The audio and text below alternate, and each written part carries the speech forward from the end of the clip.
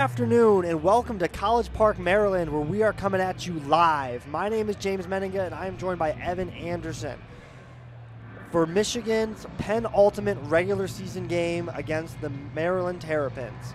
Simon Bleier and Max Bianco will be on the call for the second half. Michigan is sitting at 8-2 after winning 4 in a row, most recently a thriller against Northwestern in Wrigley Park. Maryland are the losers of 6 straight after starting the season 4-0. Evan, what do the Wolverines need to do today to keep the momentum against this scrappy Maryland squad? No, that's a great way to put it against Maryland. They are a scrappy team. I think on the offensive side of the ball for Michigan, the biggest thing they need to do is they are going to need to take care of the football. Obviously, we saw 5 turnovers against Northwestern, still ended up being able to win that game. However, this Maryland team, I mean, they are 12th in the country in turnover margin at +8. They are 2nd in the country in interceptions. When you look at the Maryland secondary, I mean, they have multiple guys that have multiple interceptions. You know, Jalen Huskies has 4 interceptions. Key Rollin has 3 interceptions. There's guys all over the secondary that can make plays on the ball. Now, if you're also Michigan, you have a great run game. Maryland's run defense has not looked great this season. They have not been able to stop opposing running backs. They let up 240 yards to a singular running back against Rutgers. So even with Jordan Marshall probably not getting a lot of snaps this game, you're going to want to pound it on the ground if you're Michigan. On the other side of the ball, with Michigan on defense, Maryland on offense, Maryland's got a pretty good passing attack. They've got a couple vertical wide receivers that can get downfield. Malik Washington, obviously another freshman quarterback like Bryce Underwood. He's shown some flashes. I mean, from the beginning, he was day 1 starter, immediately started playing. He's sitting at around 2,300 yards passing.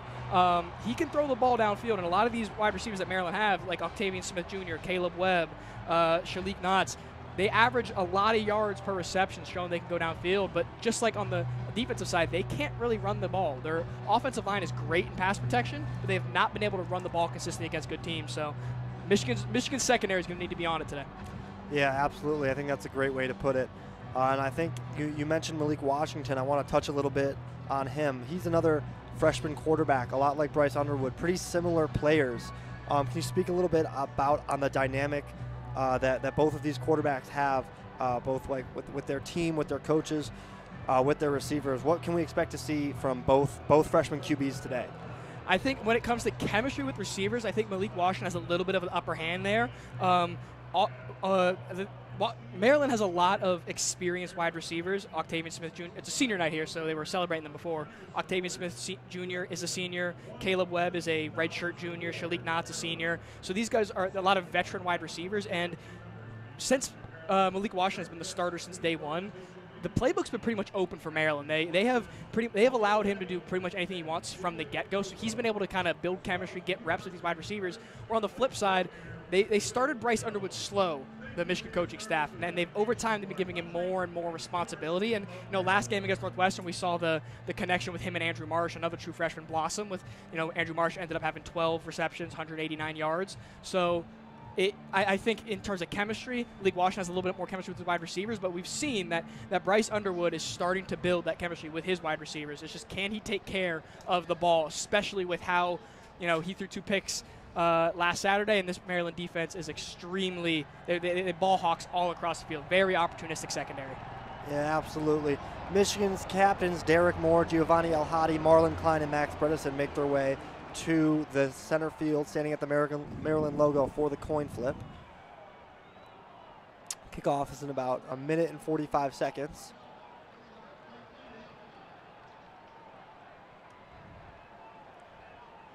In terms of storylines, Michigan actually has 12 players on the roster that are from the DMV. There's a lot of Maryland, D.C., Virginia players that play for the Michigan team. In particular, Derek Moore, Baltimore native. He's talked about a lot last time he played at Maryland.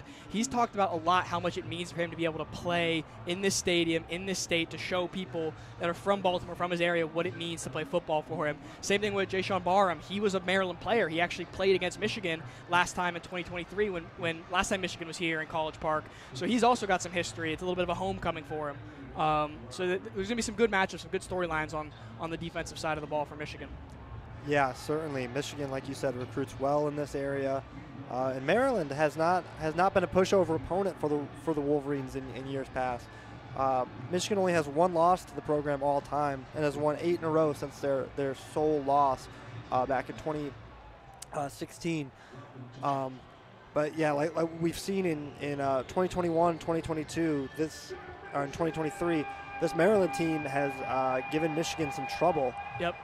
Especially since we're in a similar situation with this game than we were in 2023. It's the game right before Ohio State. A lot of times Michigan, in these games, the penultimate game of the season, they're already looking forward to Ohio State. But this is not a team to look past, Maryland. They can play some serious ball. You don't want to get caught up looking at Ohio State and forget about the team that's in front of you.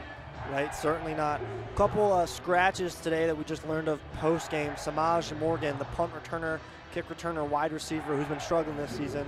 There's a scratch for today's game. We're not 100% sure why. Ernest Hausman is another guy, linebacker, captain for this Michigan team, not playing today. Something to note as we approach kickoff here. Clock is winded down.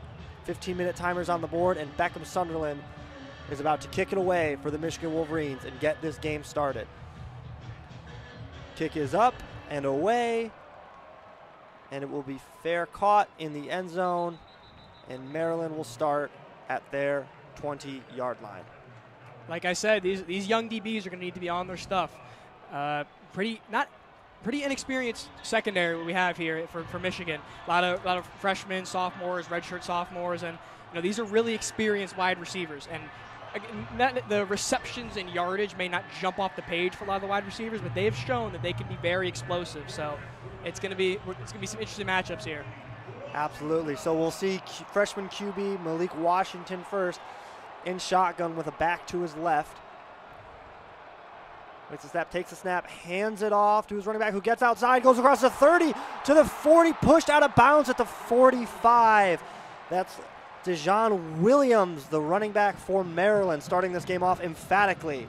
He's a key player for Maryland, too. He leads the Big Ten. He's actually second in the Big Ten in terms of receiving yards and receptions as a running back, so he's a dual-threat guy. So a bit of a shaky start there for this Michigan defense. Washington under center. Takes a snap. Fakes handoff to Williams. Looking back, looking to his right. Throws across the middle. Incomplete. Intended target. Looks like it was the tight end, Dorian Flemings. They're going to need to get him involved in this game if they want to have a chance in the passing game. Dorian Fleming, he's second in receptions by a tight end in the Big Ten. He's been great, and he kind of found the soft spot in that zone coverage. There was nobody around him, but Malik Washington just couldn't quite get it to him. Yeah, brings up 2nd and 10 for Maryland on their 45. Handoff to Williams, who doesn't get very far before being swallowed up by the Michigan defensive line. Looks like he got about 2 on that. It'll bring up 3rd and 8, Maryland. Yeah, it looks like that might have been Mason Curtis in there making the stop. He kind of filled that gap. Yeah, this is going to be huge. If Michigan wants to control the trenches, which they should really have the ability to do against this Maryland offense, that's going to be huge for kind of slowing down the offensive progression of Malik Washington. Yeah, certainly. 3rd and 8 from the Maryland 47. Malik Washington says something to his offensive line. So he got Williams to his right. Gets Jimmy Roller to jump. Flag is thrown. Free play. Thrown down the left side. Wide open is Shalik Knotts for Maryland. They got Cole Sullivan to jump. They got a free play, and they ripped it down the sideline. About a 30-yard gain for Maryland. Yeah, Malik Washington took advantage of him jumping off sides there. He knew he'd have free play. He felt confident in Shalik Knotts to be able to throw it up there and him jump up. I mean, that's what we've seen out of Shalik Knotts a lot of this season, is his ability to kind of win those one-on-one matchups. That was on Jair Hill down there on the left sideline. Michigan's starting to play a little bit more man. They started off the game in a little bit of a zone, but now they're playing man on these Maryland wide receivers, at least out wide. Huge play for Maryland, 29-yard play. Ball is at the 24-yard line of Michigan. Snap is taken by Washington. He hands off to Williams, who has a solid run, gets about 3 yards on that. Brings it up to about the 21-yard line. It'll be 2nd and 7, Maryland. That was a little bit impressive there from the Maryland offensive line. Looks like he got swallowed at the line of scrimmage, but they were able to push a little bit forward there. I mean, even though the numbers don't jump off the page for the Maryland rushing attack, these offensive linemen are extremely strong. They can create a lot of push. Yeah, that's certainly right. Malik Washington alone in shotgun. Brings a man in motion. It's DeJon Williams, who sits to his left now. Washington takes the snap, hands it off to Williams, and a flea flicker all the way back around to Washington, who has the edge, is going to run, gets the first down and more, steps out of bounds at the 9-yard line. A couple pitches there, a little trickery for Maryland as they pick up another first down. This is something that Maryland has tried to start doing in these past couple weeks. Again, I've already said it a ton of times how the rushing attack hasn't been there, but in these past couple weeks, they've been allowing Malik Washington to kind of get out of the pocket, rush himself a little bit, and it's been shown to have a lot of success with Malik Washington as a ball carrier and running the ball, and he was able to get the edge there. No one was there to get him. Yeah, it goes down as a 13-yard run for QB Malik Washington. Brings up 1st and 10 at the first and goal at the Michigan 9-yard line. Williams to Washington's right. He takes the snap directly. Looking to his right. Runs back to his left. He's going to keep the ball and is brought down by Brandon Hillman for a loss of 1 on the play. That's a great tackle by Brandon Hillman. Malik Washington is not a guy that you want to see in the open field. Again, we were just talking about how he's been finding some success scrambling, and he's a very shifty quarterback. The Michigan defense has had trouble this season with mobile quarterbacks. You look at John Mateer when they played Oklahoma, and if Malik Washington can keep improvising with his legs, they're going to find some success here. Yeah, certainly we saw this Michigan defensive line stand tall against Northwestern in the red zone last week. Let's see if they can do it again today. 2nd and goal from the 10-yard line. Malik Washington in shotgun. Brings a receiver across the middle in motion. Throws it to the right to his receiver, who gets about a 6-7 yard pickup and is brought down at the 1-yard line. It was a 9-yard pickup for Octavian Smith Jr., who came in motion and had a nice catch and run there. Brings up 3rd and goal from the 1-yard line. I want to give credit to Shalik Knotts on that play. We just had that big reception earlier this drive, but he was on the outside blocking, completely allowed him to get to that edge, get those yardage, because Shalik Knotts was really doing a great job blocking his man. This is going to be huge if Maryland can punch this in here, real tone setter. Yeah, absolutely. We'll see what they do here on 3rd and 1. Malik Washington under center, directly hands it off to Williams, who is going to be stopped short of the goal line. Brings up 4th and goal, and now Mike Loxley and crew has a choice to make on 4th down. That's the Michigan defense for you. They've excelled at being physical this season. They've excelled in stopping the run and run blocking. And that's kind of the epitome of what they've also been like, especially last season, and the kind of a bend don't break. But we'll see what they do here on 4th and 1. See if they can. Yeah, they're going for it. No kick for this Maryland squad.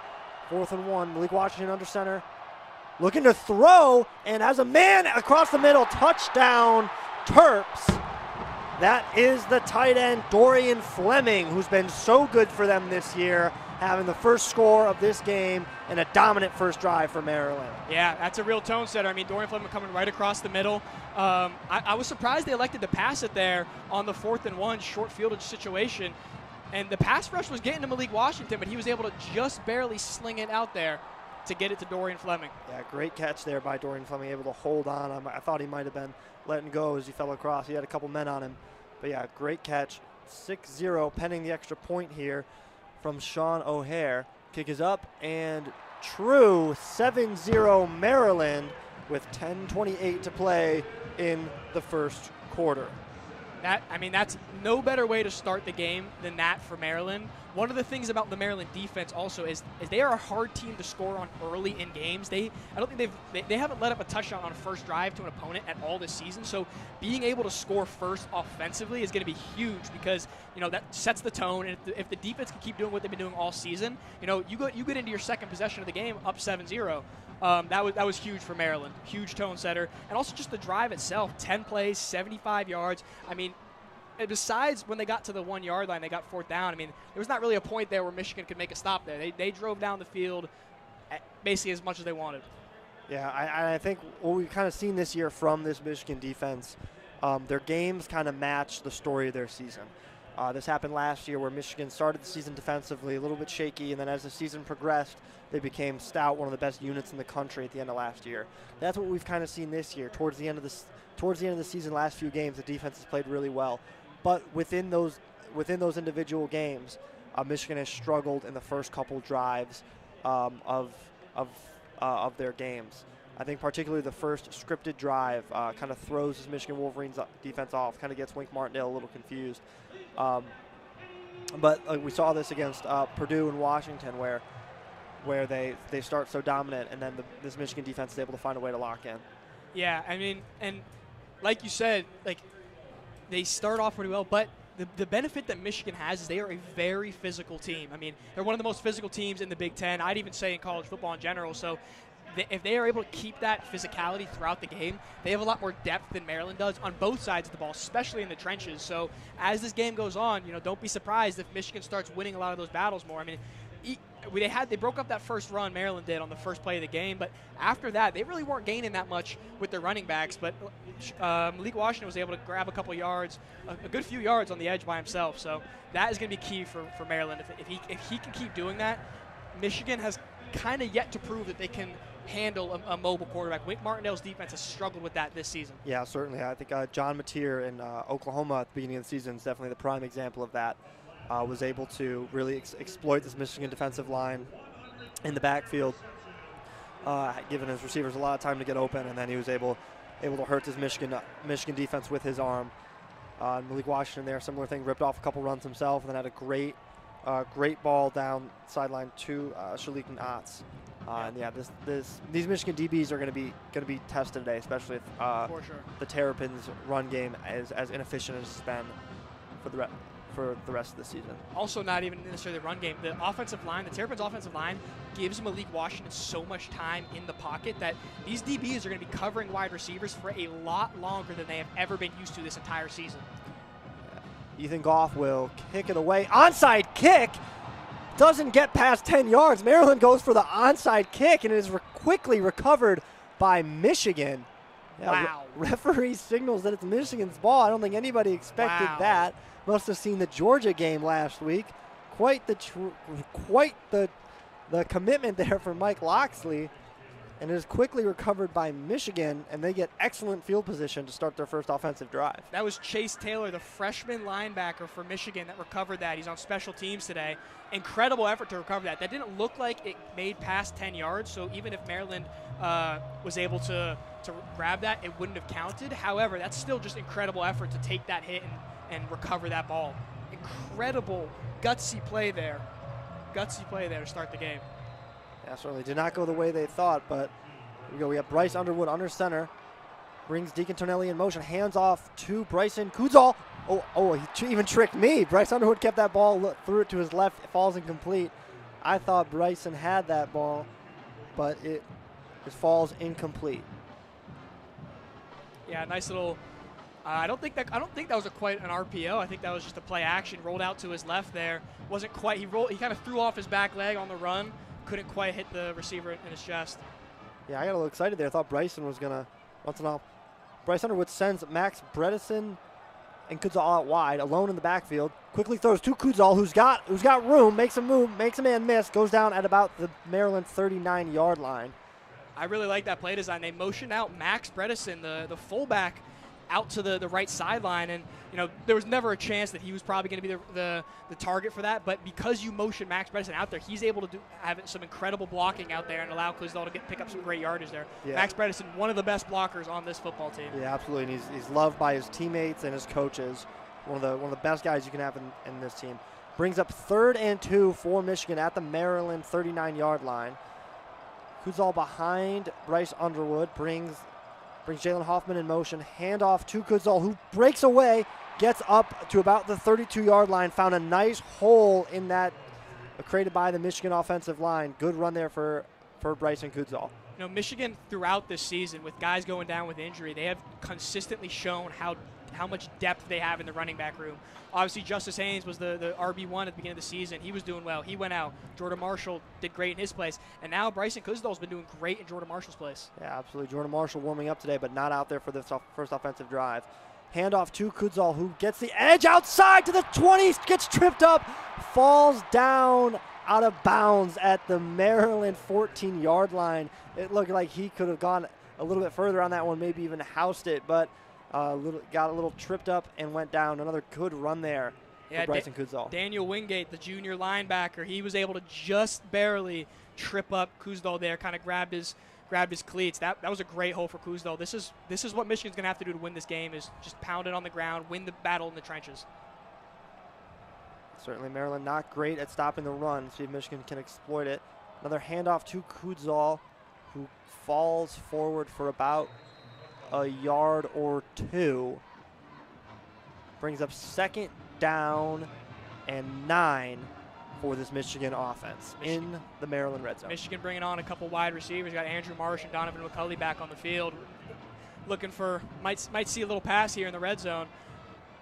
I really love Bryce Kudzal. His patience so far this season in when he gets the ball handed off, he waits for the holes to open up, waits for the gaps, and then he hits them. Certainly, which is something Justice Haynes and Jordan Marshall are both so great at, and you can see the influence of them in Bryson's game so far. Handoff to Kudzal again, and he gets about another 2 yards. Looks like it's going to bring up 3rd and 7, for Michigan from the Maryland 12-yard line. First couple carries of this drive, Michigan was driving on the ground, but now that since they've gotten close to the red zone, this Maryland front 7 has really started to solidify. I mean, they have not let Bryce Kudzal get anywhere on the ground these past couple carries. They are really solidifying now in the red zone. Yeah, it brings up 3rd and 8. Michigan a little hesitant to throw the ball so far. Only 1 attempt, I believe, for Bryce Underwood. Yep, the incompletion. Just been the Bryson Kudzal show so far. Or no, he's 1 for 2. He's 1 for 2. 1 for 2, excuse me. It's going to be a timeout taken by Michigan, as they're going to want to talk this one over with 7:09 left to play here in the first quarter. I do like a timeout here. Obviously, these past couple plays, the Maryland defense has stopped the run. So, normally, theoretically, you kind of go, all right, maybe we should pass the ball here. But this Maryland secondary, I cannot stress enough how good they are with their ball hawks out there. I mean, they have been able to pick off so many QBs throughout the season. And, one thing you could say about Bryce Underwood is he being a young quarterback, and this isn't just unique to him. I mean, as a young quarterback, you tend to lock in on a receiver. You have a play, and your first look is a certain guy. And what Bryce Underwood sometimes falls in the trap is as soon as the ball snaps, he knows where he wants to throw the ball, no matter what. And you cannot do this against this Maryland team. They will jump that route, jump that pass, and they will pick you off, especially here in the red zone. Yeah, Evan, I think you're certainly right, and I think that's kind of the reason that we've seen limited passes on this first sequence so far for the Wolverines. The only Bryce Underwood's only completion was that screen pass to Bryson Kudzal for an 8-yard catch and run. But yeah, definitely hesitant to let Bryce throw the ball downfield on this first drive. Even if I'm Michigan, even though Bryce and Kudzal's gotten stopped the past 2 plays, I still think I might feed him the rock. I mean, again, Maryland doesn't have a history of being able to stop the run this season. They stopped you the past 2 plays, but I trust your guys up front, the linemen up front, to win those battles in the trenches. Kudzal's shown immense patience. He will wait. If you give him a gap, he will hit it. Like that is guaranteed that he will hit that gap if you give it to him. And especially now we're in the range where if he hits a gap and breaks a tackle, he's in there for a touchdown. Yeah, certainly. Both previous 2 runs, both only for a yard. 3rd and 8 coming up for Michigan. Yeah, we'll see if they elect to run it for a 3rd straight time, 4th straight time, 5th straight time even with Bryson Kudzal, or if they're going to bring out a little red zone passing attack here. Michigan's still in the huddle as the Maryland defense trots back out to the field. Michigan's huddle breaks. Dylan Fontes and Zahir Mathis. Zahir Mathis is one of the best freshman defenders in the country. He's shown it these past couple plays in terms of being able to stop the run. He is a rising star on this Maryland defense on the defensive end. Yeah, certainly. Got a tight end and a receiver out wide left and right. Says to me that this is going to be a pass, not loading up the front 7. Oh, they might have gotten Maryland to jump. Bryce Underwood throws it for Andrew Marsh, and the corner of the end zone is caught. Andrew Marsh touchdown with an electric grab in the corner of the end zone, and he lets that DB know. Michigan also benefiting from a free play, as did Maryland in the beginning of this game. And penalty is declined. Yeah, got him to jump off sides. Completion from Bryce Underwood to Andrew Marsh for a 12-yard touchdown. Wow, I mean, that's exactly what we saw all day last week from Andrew Marsh. I mean, that was an incredible touch on the pass, back of the end zone corner. That was incredible. Yeah, great. And we can definitely see their chemistry improving as the season goes on. Both true freshmen, been one of the best true freshman duos, QB and wide receiver, that I can think of. And they connect there for a fantastic over-the-shoulder catch in the corner of the end zone. 7-6 Maryland, pending Dominic Zavada's extra point. One of the best kickers in college football last year. Been struggling a little bit this season. Kick is up and good. Both Maryland and Michigan score on their opening drive. We have 7:05 left to play in the first quarter. Maryland and Michigan tied at 7. Clearly, Bryce Underwood and Andrew Marsh have not stopped with the chemistry that they had last week. I mean, beautiful fade ball, great touch by Bryce Underwood, I want to say. You know, he's kind of, there's been points in the season where he's struggled on some of those more passes deep downfield where you have to layer it a little bit better, have a little bit more touch. That was impeccable there to Andrew Marsh in the back corner of the end zone. Also want to mention, that was a one-handed grab, too, by Marsh. That was great coverage there by Maryland, and he was still able to make that play, even though it was, like, doesn't even matter that it was a free play. That was great by Andrew Marsh to snag that in the back of the end zone. Also, cannot stress enough how significant that is that Michigan scored on their opening drive. Like I said, going into this drive, Maryland is a tough team to score on the first drive of the game. You know, they get a little bit more lenient in terms of what they give up in the second half.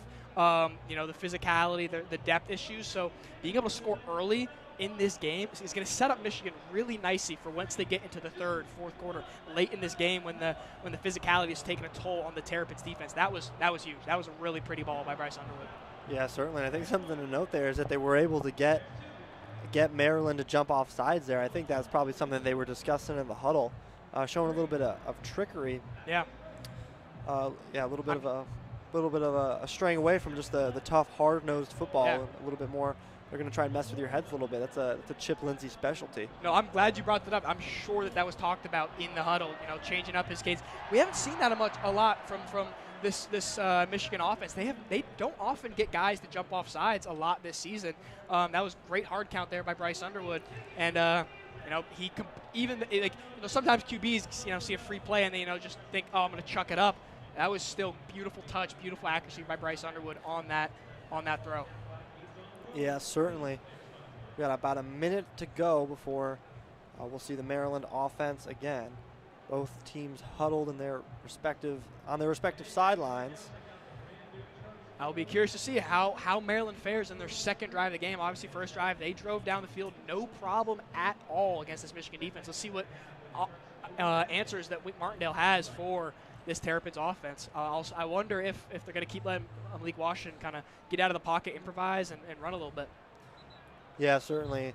And like I said earlier, this Michigan defense, they often settle in throughout the course of a game. So we'll see what they do here. For sure.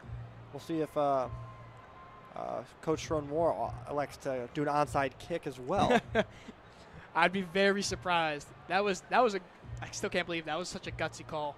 But that's what you see out of this Terrapins team. I mean, that was beautiful. Yeah.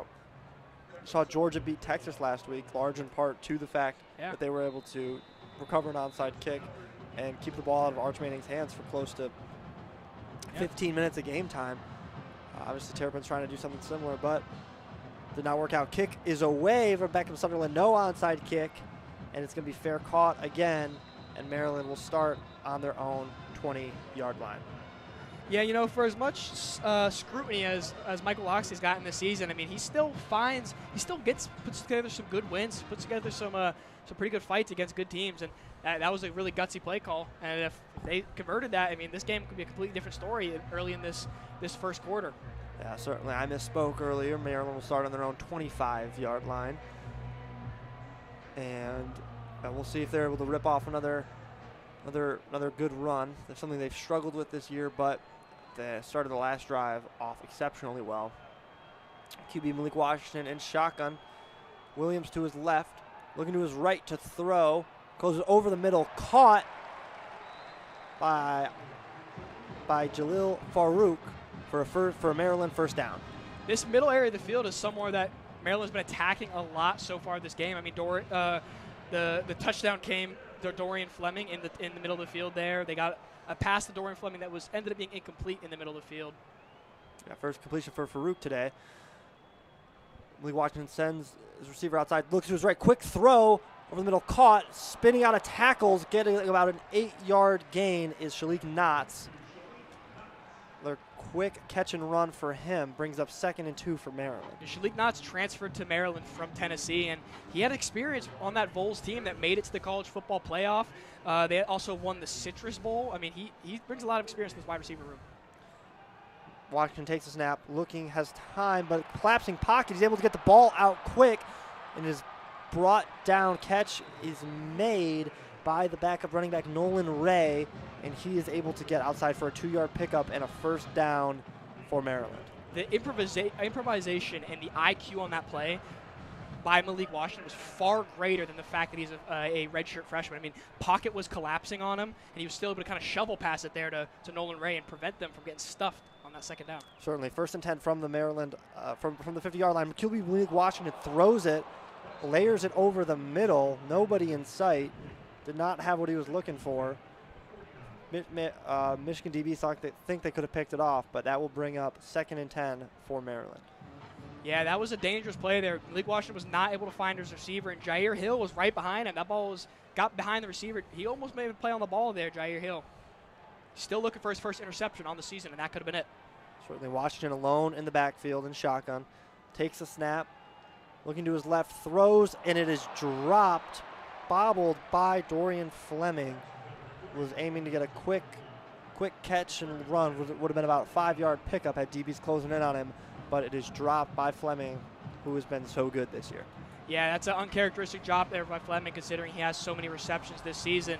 Can't help but feel that he probably felt the presence there of Cole Sullivan, Jimmy Roller behind him there. Certainly.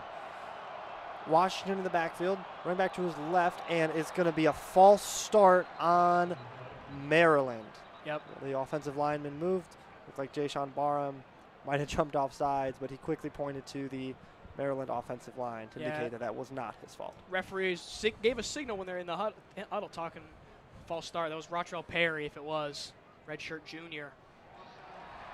Oh, they're going to say it's an offside, wow. Actually. Interesting. I thought that was close. I mean, it looked like Barham might have jumped. And interesting dynamic there. I mean, Barham, like we said earlier, played for Maryland there, so has some experience with these offensive linemen on Maryland. Yeah, they got the better of him on that one. 2 false starts so far for Michigan, 1 for Maryland. Been a laundry-heavy first quarter. Yep. But QB Malik Washington in shotgun. Looks like he still has Ray to his left. Brings Farouk in motion, takes a snap, quick, hands it off. That was Dejon Williams, who's brought down quickly, brings up 4th down for Maryland. I mean, what a way to bounce back there.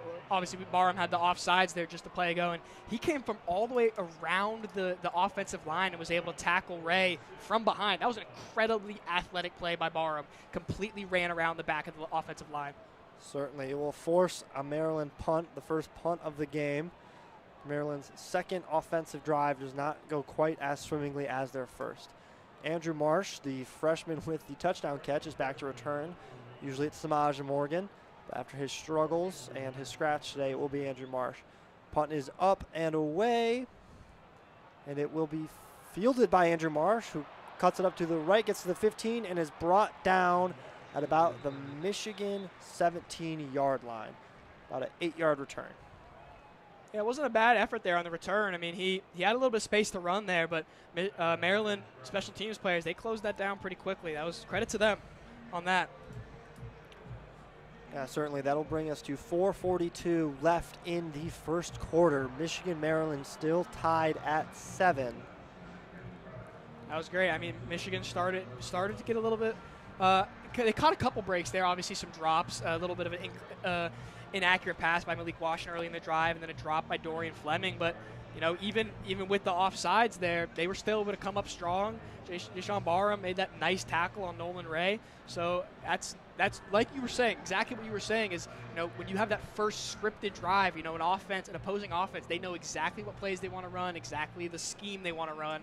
Sometimes Wink Martindale struggles with that, but as soon as that first drive is over, he starts to kind of solidify, kind of lock in on what he wants to do on defense. Yeah, certainly. I think you said it really well there. They tend to settle in, as has been the story of their season. A really good showing for the Michigan defense on that second drive. And so far, I mean, kind of the predictions we had pregame, the Michigan pass rush has not this group has not been as potent as recent years for University of Michigan. You know, Michigan had tons of first-round talent on the defensive line in the past couple of years, and they got a lot of guys that are great athletes on this defensive line, but it's more of a committee almost. There's not really one guy per se that jumps off the page and really leads it. And you know, credit to University of Maryland's the Terps offensive line. They've done a great job protecting Malik Washington. That's huge when you have a true freshman quarterback as young as he is. I mean, I think he's the second youngest quarterback in the Big Ten after Bryce Underwood. Being able to give him time in the pocket and give him time to make his reads, just kind of really good at protect the football, that's huge. And they've been able to do that so far this game. The Michigan defensive line has not yet gotten there. Yeah, I think that's certainly right. And this Michigan defensive line, Martindale was talking about it this week. They don't feel like they need to get caught up in the numbers and sacks on sacks on sacks. Yeah. But definitely a goal is to create pressure and make that freshman QB uncomfortable. Yeah, a lot of people will look at a lack of sacks, a lack of pressures as not being productive. But yeah, Wink Martindale's message to his front seven is don't pay attention to numbers. I mean, they are playing good football. Still no Jordan Marshall as Bryson Kudzol is the back behind Bryce Underwood. Bryce will take the snap, fake the handoff, and throw it across the middle to Donovan Edwards. It is picked, almost picked, dropped, should have been picked.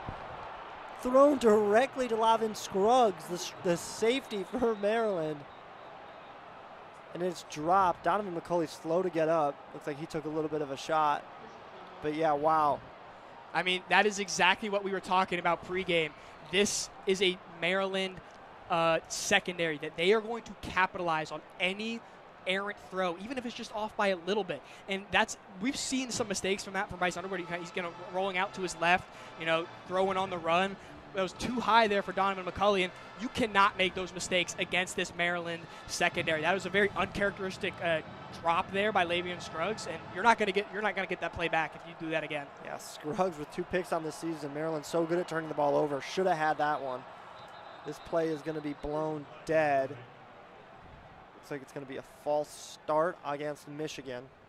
Going to push this one back to 2nd and 15.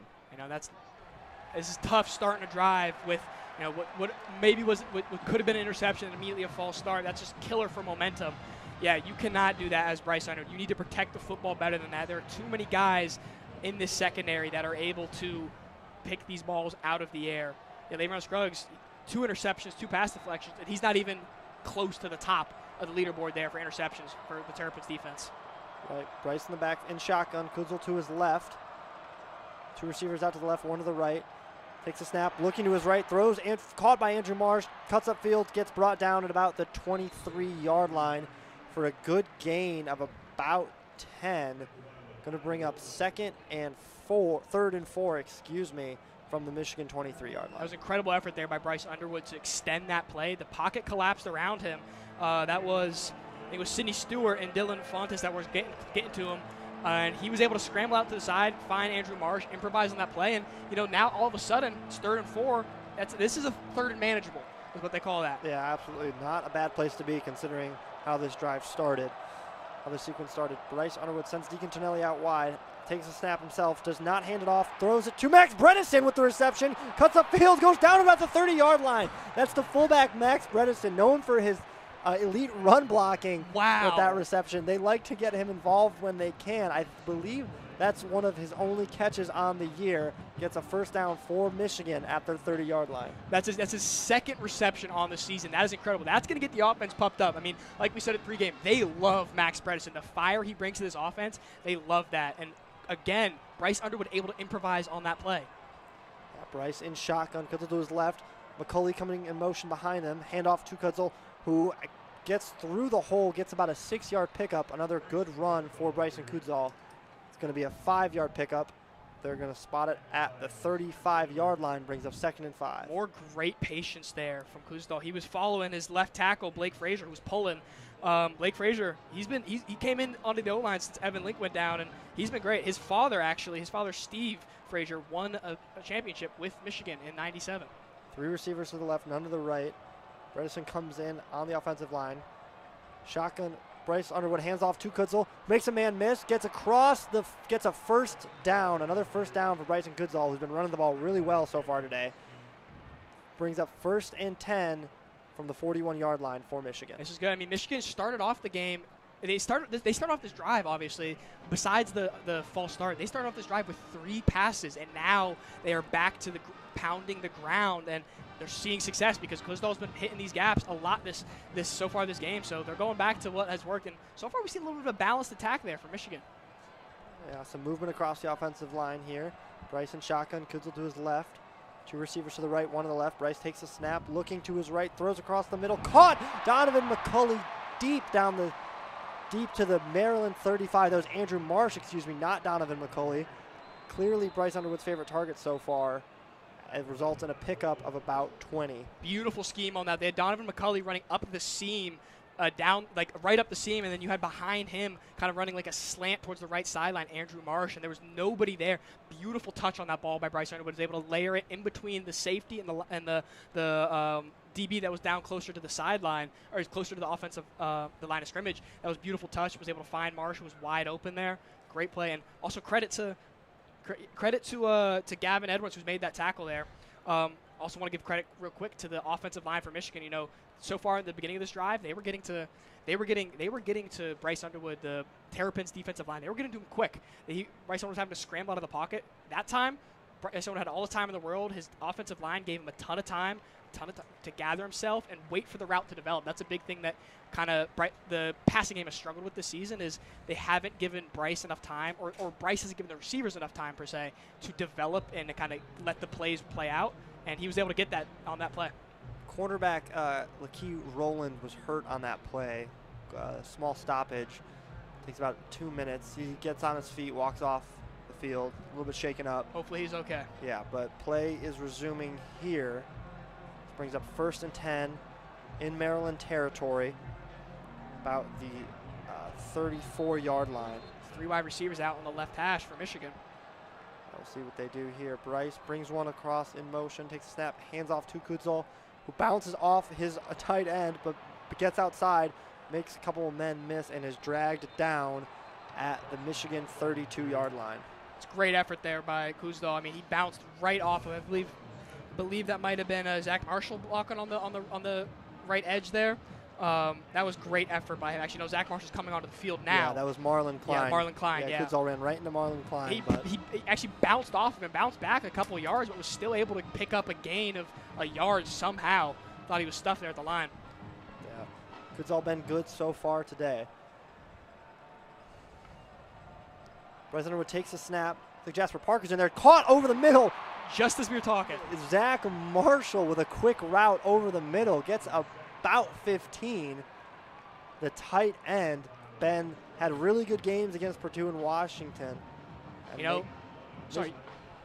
Michigan gets to the line quick, takes a handoff snap to Marlon Klein. Down the side, hurdles a man, gets down to the 6-yard line. A couple quick plays to tight ends here for Michigan. I mean, the athleticism to be able to hurdle that player by Marlon Klein, that was incredible. Certainly. We're seeing Jasper Parker is now in at running back. Last 2 plays he's been in there. Both throws 2 tight ends. First Zach Marshall, then Marlon Klein. Brings up 2nd and about 4 for Michigan, deep in Maryland territory. Interesting here. Maryland actually brought off some guys from the line, a couple more linebackers and DBs in this formation now.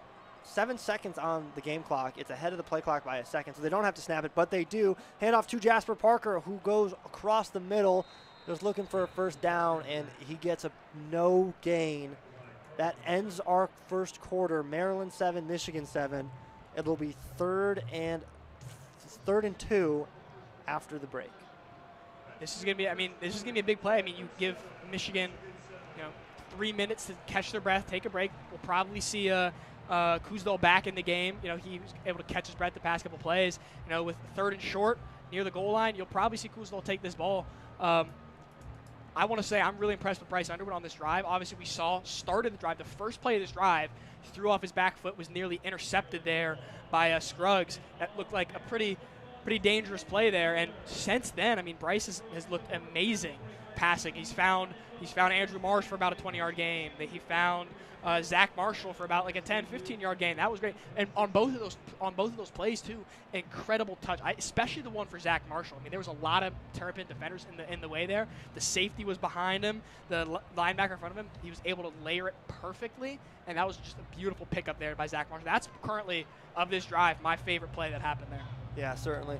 Bryce started this drive 2 for 3 for 20 yards. He's now 7 for 9 for 90. Clearly putting the ball in his hand a little bit more. Yep. He's on this drive. He is 5 for 6 with 70 yards. I mean, kind of almost a flip of what we saw for the first offensive drive, where they were mostly running on the ground, lots of rushing yards, and now they're showing he can throw the ball even against a pretty potent secondary for Maryland. Yeah, and I think certainly that's a goal of this Michigan staff is they want to get Bryce comfortable. They don't want to have to rely on only running the football, especially with their stars. Justice Haynes out and Jordan Marshall not taking snaps so far in this game. That's huge.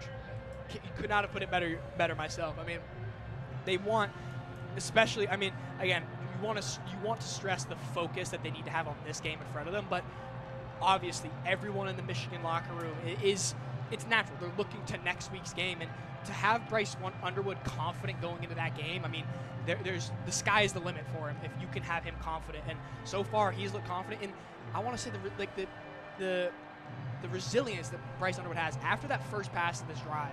I know the listeners at home couldn't see it. I mean, it was dangerous. Scruggs had it in his hand. I actually thought it was a fumble at first. I thought Scruggs caught it and then fumbled it when he was trying to return it. Like, it was that much of a right to him play. So But I love that Bryce Underwood and the coaching staff, it's not just him, because obviously it's the coaching staff that's calling these plays. I love that they are still they're still drawing up these plays. They have confidence in. That's the biggest thing. They have confidence in their guy that he can still make these plays despite starting to drive like that. And, Bryce Underwood has the memory of a goldfish. Completely wiped it early and then move on. Yeah, certainly. Yeah, this drive could have ended as soon as it started. Yeah, that first ball looked like it could have been taken to the house, but Michigan catches the break, and now they are 3rd and 2 at the Maryland 5-yard line. Bryce Underwood under center. Jalen Hoffman in motion. Handoff to Bryson Kudzal, who gets the first down. Looks like he just got it. It's going to be 1st and goal from the Maryland 3-yard line. Yeah, it looks like he just barely got there. Couple Terrapins on defense were able to stuff him, but he had enough push in his legs. He kept the legs chopping, and Michigan offensive line was able to push him through. And now Michigan's playbook is wide open here with being 1st and goal from the 3-yard line. 14-28 in the second quarter. 7-7. 1st and goal from the 3. Bryce under center. Hands off to Bryson Kudzal, who finds pay dirt quickly. Touchdown, Michigan. We do have a flag in the back of the end zone, though. We will see what that is. Michigan seems to be confident, but the referees are going to confer here. That was an effortless run by Bryson Kudzal there. Just got outside to the left. Excellent blocking by the O-line. Yep. Barely touched as he went across the end zone. Yeah, Blake Frazier and Gio El Hadi, they were doing a great job on that left side. It looks like the touchdown's going to stand. Yeah, penalties on Maryland. Declined by Michigan. Now they have a 13-7 lead pending the Dominic Zavada extra point. So 2 really strong drives for Michigan so far today. See Zavada kick this extra point. Greg Tarr, the long snapper. Snap, hold, kick is good. Into the Maryland student section. We'll see what they do with this ball. Someone's going to have a souvenir. And bringing up the stadium, at least, there's a lot of maize and blue in this stadium. The entire Michigan sideline is covered in maize and blue in the stadium. Certainly. We're facing it. We're up top on the Maryland side, and we're looking at a sea of maize and blue from over here. I do want to go back to that last play, the touchdown play there. Yeah, on that left side of the offensive line, Blake Frazier, Gio Hadi, they create a ton of push. And again, I keep saying it. I'm going to say it this entire broadcast. The patience of Bryson Kudzal. If you give him a gap, he has the IQ and the vision. Honestly, the biggest thing is the vision. He has the vision to see that gap and take it. Like you said, said it, effortless. That's exactly what it was. He did not even have to try at all to get into that end zone there. That was great. Yeah, and that's not even Bryson Coots. That hasn't been his main MO. What we saw last week at Northwestern is that he was just running really hard. He didn't know his number was going to be called. Yep. But he came out, ran really hard. Yep. And I think an emphasis this week at practice was that running hard is good. But I think Justice Haynes and Jordan Marshall being in his ear, kind of mentoring him about what it means to be patient. Beckham Sunderland kicks it away for Michigan, and it will be fair caught, and Maryland will start at their own 25-yard line. I do want to say we saw that great reception there. That was a pretty important reception early in the drive by Max Bredesen. He looked like he went back into the tunnel just now. So hopefully everything is great with him. Michigan needs him on offense. He's like the heart. He's one of the hearts of their offense. So hopefully everything's good with them. Yeah, certainly. He plays a big factor. He's really important in run blocking. So far for the first half, I mean, kind of similar first halves. Michigan ran 17 plays for 130 yards, and Maryland ran 16 plays for 100 yards. Mitch Washington takes the snap, hands off to his running back, who gets about a 1-yard pickup. Doesn't look like that was Williams or Ray. Oh, that was Iverson Howard, the freshman. Good tackle there made on defense, too, by Michigan. They were able to tie up his feet. Washington in shotgun. Running back to his right, takes the snap, looking to throw, throws left, has a man broken up by Zeke Berry deep downfield. Great pass breakup by Zeke Berry, who struggled a little bit last week. Really good pass breakup there. I like that you mentioned that with Zeke Berry. There were a couple of jump balls there, 50-50 balls that Northwestern threw that Northwestern came down with, and Zeke Berry, incredible effort on that play there. I mean, he leapt out of the air and was able to swat it away with one hand. That was great by Zeke Berry. Yeah, intended for Shalik Knotts. Really good pass breakup there. Brings up 3rd and 8 for Maryland. Washington in shotgun, takes a snap, looking to throw, looking to his left, looking to his right, throws deep, bobbled and caught by Mason Curtis, who had a clear shot at the end zone, but is tripped up by Shalik Knotts. He was looking to house that one, and Michigan gets the turnover that they were longing for last week by Mason Curtis. Wow. That was great. Honestly, incredible tackle there by Shalik Knotts to prevent that from being a pick six. Also want to shout out for Michigan, Jimmy Rolder. He was coming around. They ran a little bit. Michigan defense ran a little bit of a stunt. Jimmy Rolder was coming around the left tackle, and he was getting to Malik Washington. Malik Washington, I think, felt a little bit rushed and was not able to hit his receiver. Tipped off the top of his hands, and Mason Curtis right there. That's going to be his first interception so far this season.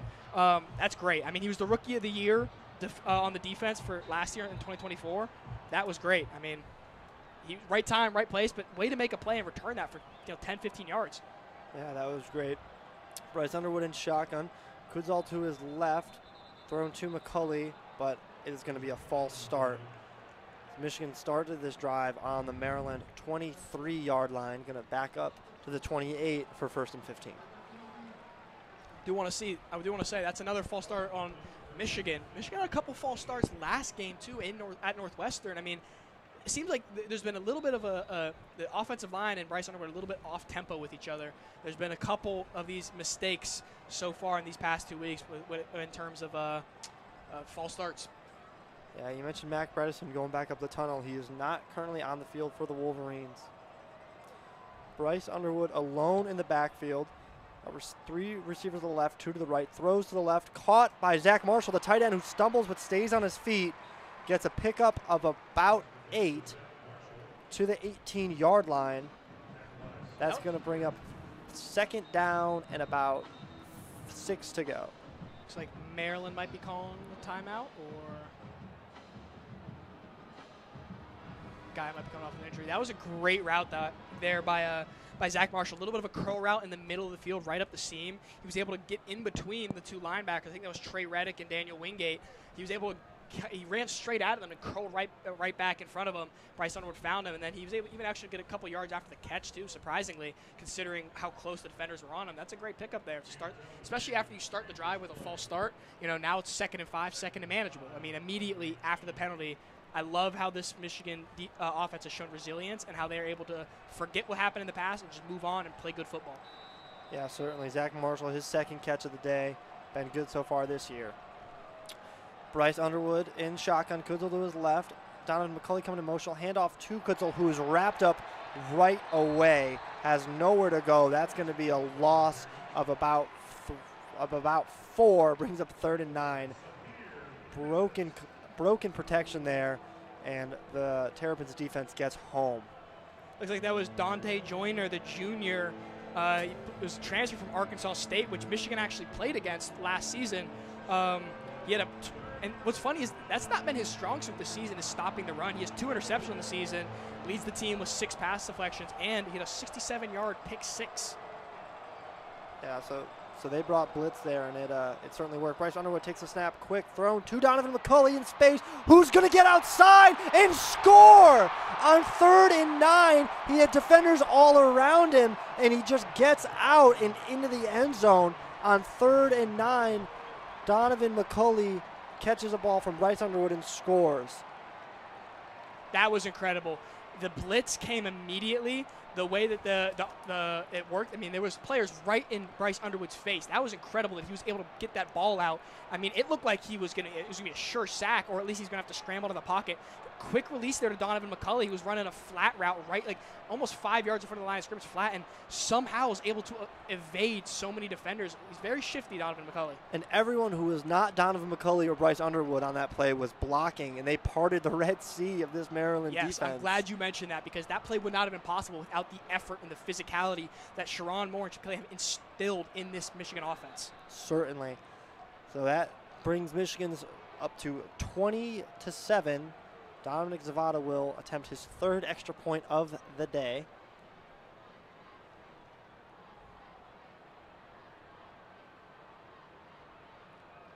Kick is up and good. 21-7 Michigan, 12:28 to play in the 2nd quarter. That drive set up by a Mason Curtis interception on Malik Washington ends with a 20-yard catch and run by Donovan McCulley for a score. That's how important turnovers are for this Michigan team. We saw last week they got 0 turnovers. That broke, I think, what was an 18-game streak of having a turnover for this Michigan team. And we saw that game ended up being very close. Michigan never really had a commanding lead against Northwestern. That is what turnovers does. It's complementary football is what it is. I mean, Mason Curtis was able to get that interception, set up a short field, and when you set up a short field for this Michigan offense, it opens the playbook a little bit, because as we see in the beginning of this drive, the beginning of the game, the first drive they would pass for a touchdown, second drive they would rush for a touchdown. So again, like it opens up the playbook, and it takes a lot of pressure off of Bryce Underwood, the freshman quarterback for Michigan. So that was a great play. I still can't believe he was able to get that pass off to Donovan McCulley. I mean, he had 2 defenders right in his face. The blitz came, and stayed cool under pressure and was able to get a quick release. Yeah, and I think kind of it gets overshadowed from the 4th quarter and the 2 interceptions last week. But Bryce Underwood played, as silly as it sounds, his most complete game of the season last week. He started the game off throwing the ball really, really well, had over 200 yards passing and a rushing touchdown.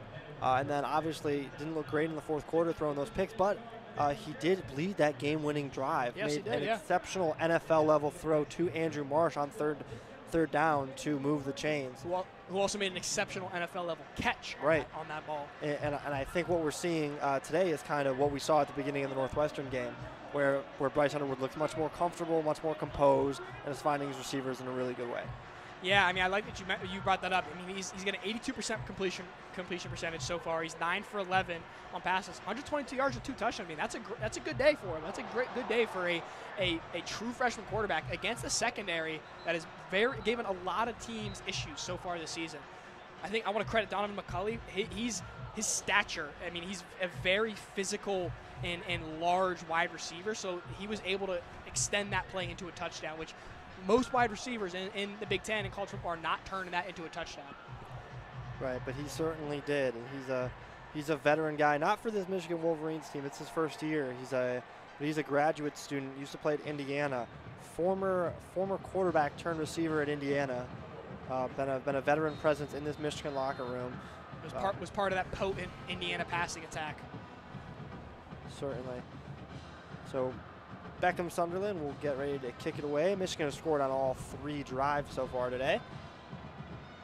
And the kick is up and away and goes into the end zone. Touchback for Maryland, and they will start at their own 25-yard line.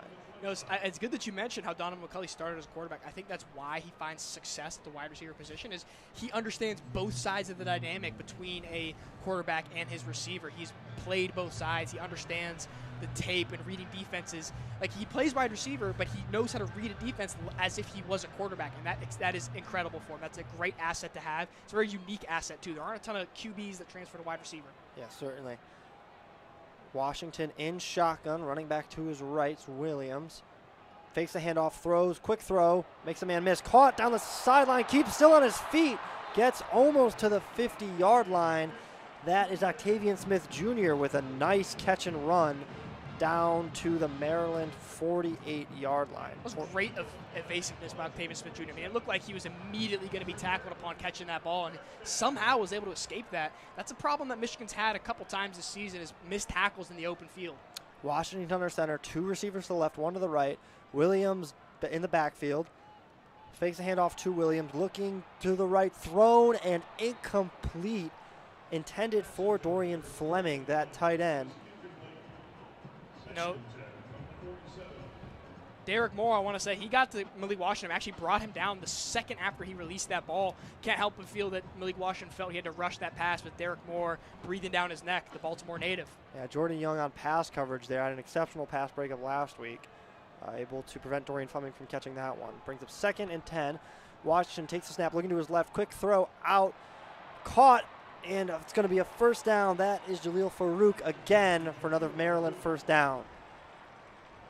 That's incredible toughness there to dive forward and get that first down. I mean, again, another instance where Michigan has to solidify a little bit their tackling in the open field. That they had an opportunity there to make it 3rd and 1, and you know that we've seen that they've been able to stop those kind of plays so far this season. So got to get a little bit cleaner on these tackles in the open field. Certainly, 2 receivers to the right, 1 to the left. Washington in shotgun, Williams to his left, takes a snap, looking to throw, rolls out, throws to the right, and it is, again, targeted to Dorian Fleming. Not a great-looking ball, unable to get, had to extend his hand to get a hand on it, but does not catch it. Mason Curtis was looking for another pick. Yep, he was right there, Mason Curtis. That ball was deflected from Dorian Fleming. He was almost got there. I mean, that's, you know, as Malik Washington, you know, your freshman, you kind of want to set your feet a little bit more on that throw. He had time. He had to scramble out a little bit to his right, but he had time to set his feet, kind of threw it on the run, almost like sidearm slung that thing. Yeah, want to set your feet next time. 2nd and 10 from the 43. Handoff to Williams, who was brought down quickly, maybe got a yard. Bring up 3rd and 9 for Maryland. Jayshawn Barham, again, being able to get around. I mean, Jayshawn Barham is an edge. He is, and he's still able to get around. Sorry, he's a linebacker, outside linebacker. He's still able to get around these plays and stop the run from behind almost. It's incredible the quickness he has to get around the line and bring the running back down from behind. Washington takes the snap, 3rd and 9, looking, has time, thrown over the middle, held on to by Dorian Fleming. Great tackle by Jordan Young. Looked like Dorian Fleming might have dropped it, but he's able to hold on and move the chains for Maryland. Yeah, great tackle there by Young. I mean, it was good coverage the whole way through. Dorian Fleming's just a hard guy to contest the catch with. His stature is a lot bigger than most, especially DBs. He's a tight end, and great ball placement there by Malik Washington. Brings a 1st and 10 for Maryland on the Michigan 30-yard line. Snap is taken, handoff to Williams, who gets about 3 yards. Brings up 2nd and 7. About 10 minutes left to play here in the 2nd quarter. Michigan would love a stop here, hold this Maryland team to a field goal. So it's not just trading touchdowns back and forth. Michigan 21, Maryland 7. This is big. If you know, Maryland is going to want to get at least a couple yards to make it a 3rd and manageable, because you don't like your odds against the Michigan defense 3rd and 8. Certainly Washington in shotgun. Takes a snap, looking to throw, looks to his left, throw through and caught. It's going to be a first down, another first down for Maryland. Nice throw and catch there. That was great composure there by Malik Washington. Again, he had Trey Williams and Cameron Brandt in his face, still able to hold his composure and deliver a very accurate ball there on the sideline. And that was Caleb Webb, the Tennessee transfer, on that first down catch. Yep. Maryland throwing the ball really well right now. Washington in shotgun, Williams to his right. Flag is thrown, going to be a false start on Maryland. They're going to back it up 5. Looks like that might have been because of TJ Metcalf. That he was coming from the right sideline. He was lined up against, that looked to be Shalik Knotts maybe he was lined up against. And he started as if he was going to come blitzing from the opposite side of the field. Got a lineman to jump. So that penalty makes it 1st and 15 from the Michigan 20-yard line for Maryland. I like you said, yeah, Maryland's been passing well. The Michigan secondary was really going to need to solidify themselves here and prevent any more of these gashing passes from Maryland. Washington under center, sends Williams out wide, alone in the backfield. He's a great receiving running back. Takes a snap, looking to throw, looking to his right, thrown deep ball to the end zone, and it cannot be held onto by Jalil Farouk. Ooh, that was dangerous for Michigan. Jalil Farouk was wide open in the end zone. There were no safeties around him. A little bit of a breakdown in coverage there. I think TJ Metcalf and might have been Young there got confused who was covering who. Farouk was wide open up the seam. Yeah, great route. Ball was a little high, Yeah, but it little still bit high. hit his hands. Farouk definitely wanted to come down with that one, Yep. especially as it now brings up 2nd and 15 from the 20-yard line. Uncharacteristic drop. He has the most receptions on the team, too. Certainly. Washington takes the snap, dumps it off to Williams, who's got a lot of space, makes a man miss. Good blocking. Gets down about 4 yards away from the line to gain. Going to be 3rd and 4, Maryland. Malik Washington's composure so far this game has been really impressive. Again, early this drive we said it, but it happened again here. Cameron Brandt was in his face, actually, again, tackled him after the ball was released there, but he was still able to throw to DeJuan Williams. And again, DeJuan Williams is one of the best receiving backs in the Big Ten. So if you get him the ball in the pass game, he's going to make a lot out of it. Yeah, certainly, we're seeing Maryland do a lot of good things, a lot of good things done, doing a lot of things well right now. To convert a lot of 3rd downs on this drive. See how this one takes the snap, looking, cracks it, pocket collapsing, and he is brought down. This Michigan defense gets home, and that looks to be Jayshawn Barham and Derek Moore. It looked like it might have been Jayshawn Barham primarily, and Derek Moore was there too. And I love that. We talked about the storylines that the two of those players have in the state of Maryland. That's very cool that both Jayshawn Barham and Derek Moore were able to get the stop there. Huge stop for Michigan too, to prevent them from getting a field goal and have to force prevent them from getting a touchdown, have to force a field goal. Yeah, right now the sack is credited to Jayshawn Barham, the former Maryland player, forces a field goal attempt. And looks like Maryland is going to take a timeout here before the kick. Looks like there was some confusion. Personnel, yeah. So 7:07 to play here in the 2nd quarter. Michigan 21, Maryland 7, 4th and 11. We're expecting a Maryland kick here to try and make the score 10-21 Michigan. Well, you know, we did see an onside kick on the first kickoff that Maryland had. Maybe they're trying to Maybe Coach Loxley's trying to dial something up here. Yeah, certainly we've seen crazier things.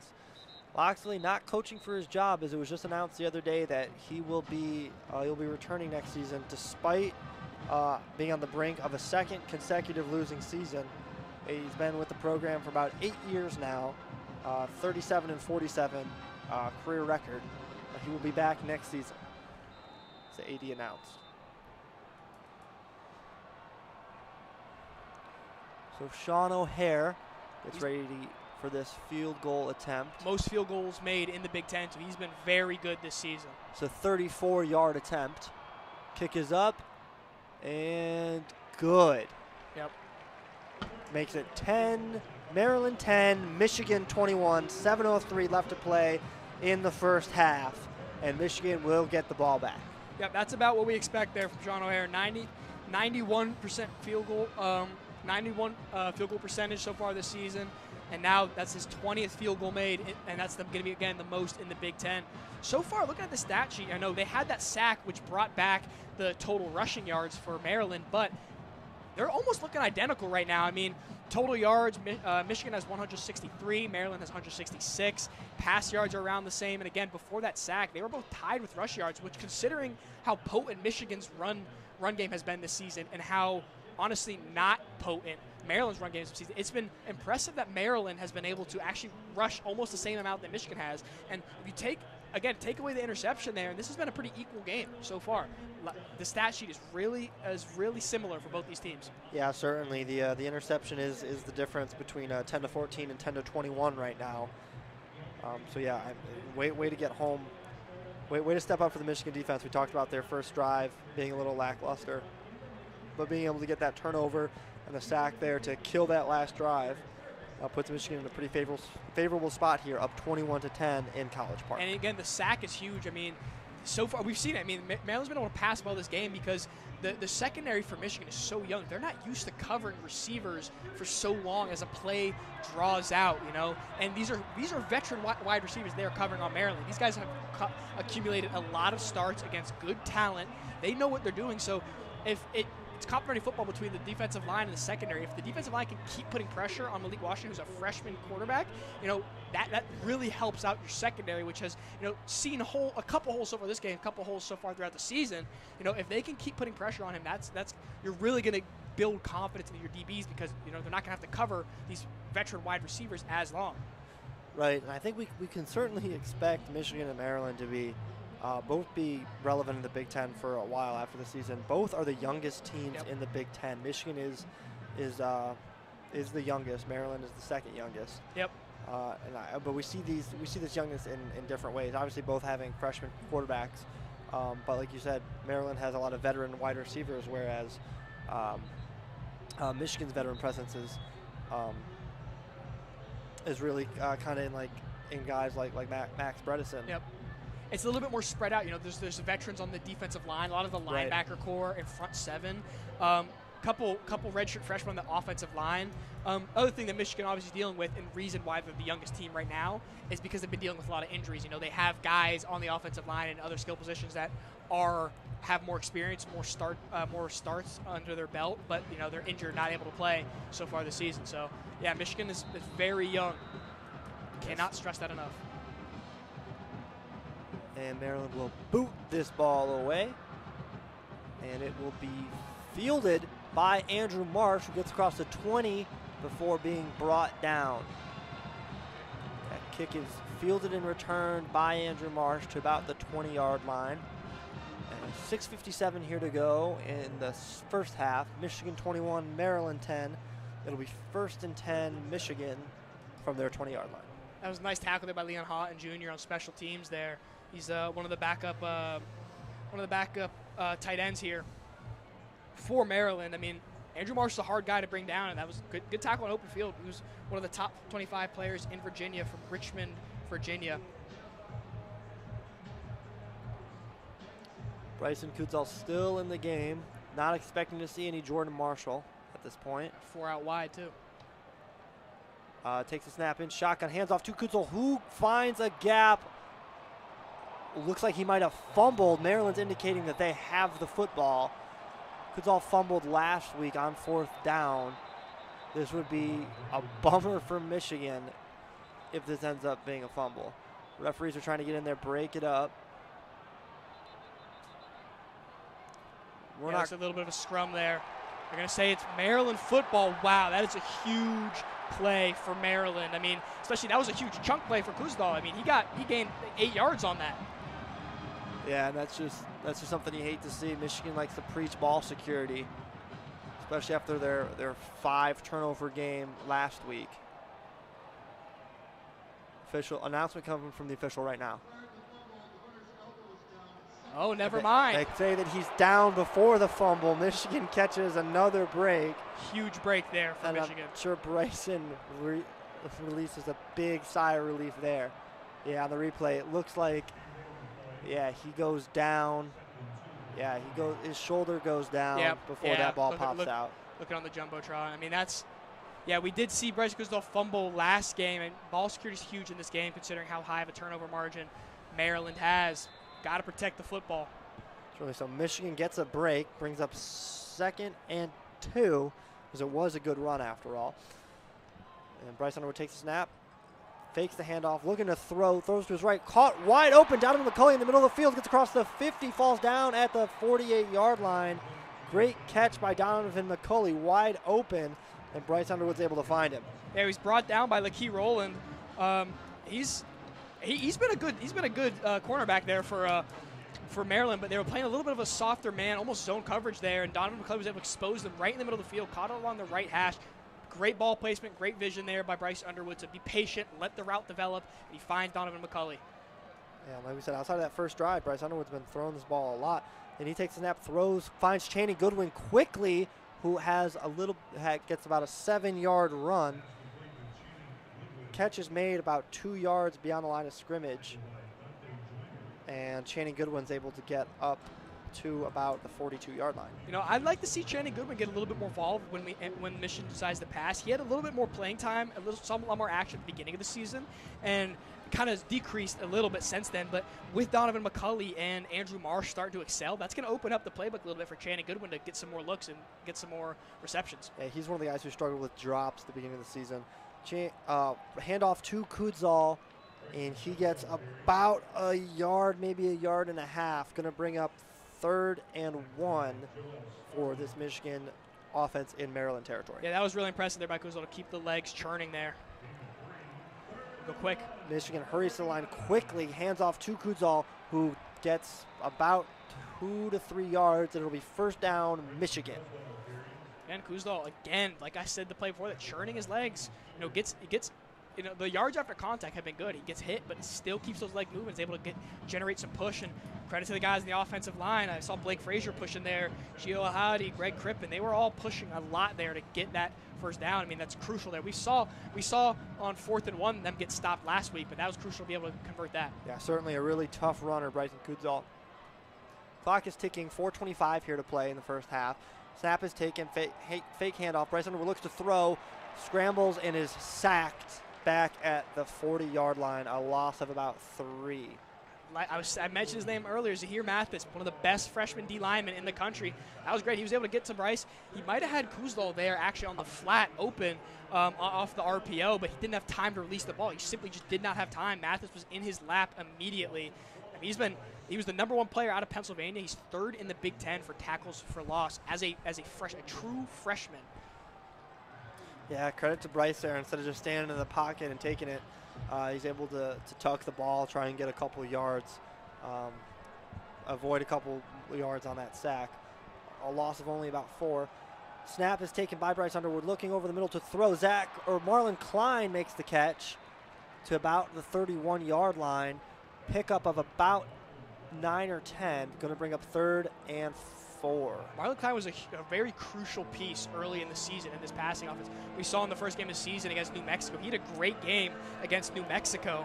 But since then, I mean, the tight end room has become more of a committee in terms of the offensive playbook and positioning for this offensive play calling. But that was great to get Marlon Klein involved. He's an incredible athlete. We already saw him hurdle earlier in the game. Yeah, pretty big 3rd down here for Michigan, trying to avoid giving Maryland the ball back in this half. Bryce Underwood takes a snap, does not hand it off, looking to throw. He's going to run the football, and he's going to get the 1st down, and slides down at about the 23-yard line. Designed run there, it looked like, for Bryce Underwood, and it works out, gets a run of about 8 yards, brings up 1st down. 2:38 here to play with the clock ticking. That's great for Michigan. I mean, when Bryce is able to be confident in his legs, he's a very physical runner. So when he's able to be confident and run, that is when they gain a lot of momentum off of that. He's been starting to do that a lot more this season. Yeah, need to get a playoff here before the 2-minute timeout. 25-yard line of Maryland, 1st and 10. Bryce Underwood takes the snap, does not hand it off, throws it deep, looking for Marshall in the end zone. Ball is tipped up and could have been picked. That ball gets tipped up, hangs in the air for a long time. Intended target is Andrew Marsh. Nice coverage there by Maryland. Yeah, we saw obviously the fade ball to Marsh for the first touchdown of the game.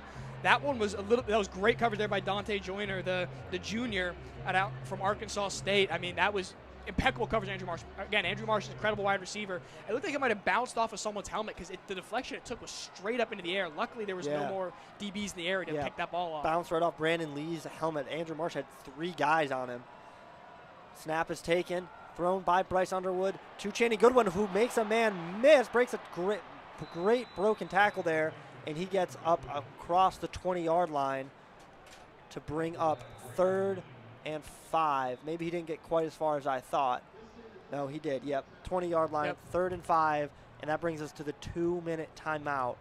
Michigan 21, Maryland 10, 3rd and 5 at the Maryland 20-yard line after the 2-minute timeout. That was great that Michigan was able to get one more play off before the 2-minute timeout. And, I mean, credit to Channing Goodwin. Again, we mentioned it before.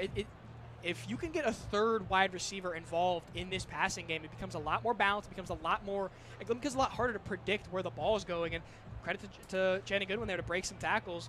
And great tackle there by, I believe that was Brandon Lee. Brandon Lee along the redshirt freshman along the left sideline. He's a redshirt freshman already with one interception so far this season. But more broken tackles there by Channing Goodwin. We've seen a lot of that from the wide receivers so far this game. I mean, Donovan McCulley had a couple broken tackles. So it seems like although Maryland's secondary has been is great in terms of ball hawking, they've kind of struggled similarly with Michigan in terms of making tackles in the open field. Because if Channing Goodwin doesn't break the tackle first, it's probably a 3rd and 8, 3rd and 9. But instead, it's 3rd and manageable, and that sets up Michigan well to, maybe hand it off to Kuzdal, maybe throw a quick flat route to Zach Marshall again. So, great job. Certainly, and I think one of the things that was discussed before this game was that Michigan didn't have a lot of receiver options. It only seemed like Andrew Marsh had really stepped up in a meaningful way. Obviously, there were some instances of tight ends having big games. Marlon Klein week 1, Zach Marshall against Purdue. And Washington, too. He had a great game against Washington as well. Certainly. But Bryce Underwood has been able to find a lot of receivers. In this first half alone, Bryce Underwood's been able to find 7 different receivers.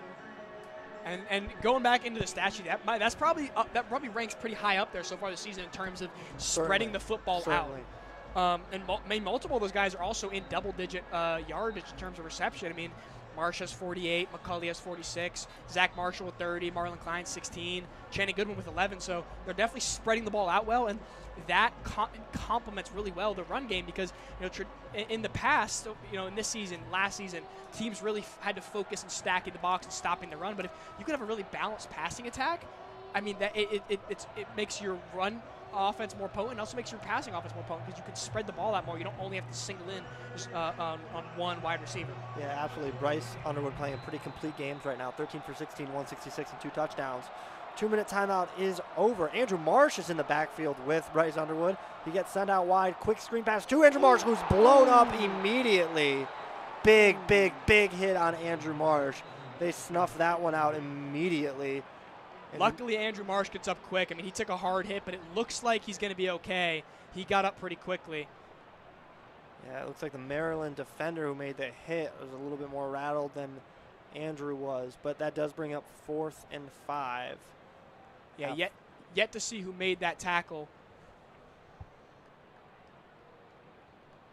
It's Glasker it was that made that tackle. Yeah, Jamar Glasker, the number 14, the cornerback. He's a redshirt junior. He played for Wake Forest last season. He read that perfectly. I mean, at the start of the play, it was 5 players out wide. There was nobody in the backfield. They motioned Andrew Marsh into the backfield, and then they actually, right before snapping the ball, they motioned him out, kind of looking for like a screen pass. And Jamar Glasker read that immediately. He shed his block, and I mean, Andrew Marsh didn't even have a second to catch that ball. He immediately got hit by Glasker, and it looks like it took a toll on him. Yeah, still out on the field. Obviously, we hope everything is okay with him. Has trainers attending to him. Both teams go in their respective huddles. Yep, and that'll bring up Zvada for the first field goal we've seen so far this game. Zvada, he was great last season, All-American last season, has had his struggles so far this season. Still able to come up big in last week's game against Northwestern, obviously kicking the walk-off field goal. And this is great that Jamar Glasker is going to be able to jog off the field under his own power. That's great to see. Yeah, he's one of the the leaders on this defense. He's a junior. He got 3 interceptions on the year. Big credit to Maryland's exceptional turnover margin. Yep. He's able to jog off the field under his own power. Got a little shaken up, but looks like he's going to be okay. Yeah. I believe that was Donovan McCulley who was blocking on Glasker, and Glasker just immediately shed that. And yeah, that was a great play. And heads up play by McCulley too to jump on the ball. It could have been, looked like it might have been a fumble or something, but yeah, way to break that play up. I mean, Michigan was driving again. That drive, they were driving down the field. Slowed down, started to stall a little bit, but 3rd and 5, anything could happen with this Michigan offense. So credit to them to be able to stop that and force a field goal, especially since, again, like we were talking about earlier, the inconsistencies that Zavada's had. Last season, almost ensuring that you're going to get 3 points, but this season, forcing Michigan to settle for a field goal is not guaranteed that you're giving up 3 points. So that's great for the Maryland defense to be able to do this. Yeah, it's going to be a 37-yard attempt if they do attempt to kick it. Would have been a chip shot for Zavada last year, but like you said, he's kind of been struggling. One of the lower percentages in the Big Ten in terms of field goals. Yep. So he's a guy that you really want to rely on. People are saying that he might have been the offensive MVP for this Michigan squad last year. Yeah, for sure. Just in terms of how many total points he had, in terms of, how clutch he was. When Michigan's offense wasn't the most prolific back last season, but you could always rely on Zavada to get you those 3 points. He was definitely a huge player, and this game is going to be very important for Zavada, I think, because you really want him to be confident going into Ohio State, because you're gonna want any points you can come by against Ohio State. So getting him confident in this game, get the momentum going into Ohio State, this is going to be big for Zavada. Certainly right. So he lines up. It's going to end up being about a 38-yard attempt. Zavada lines up from the left hash. He struggled more from the right this season.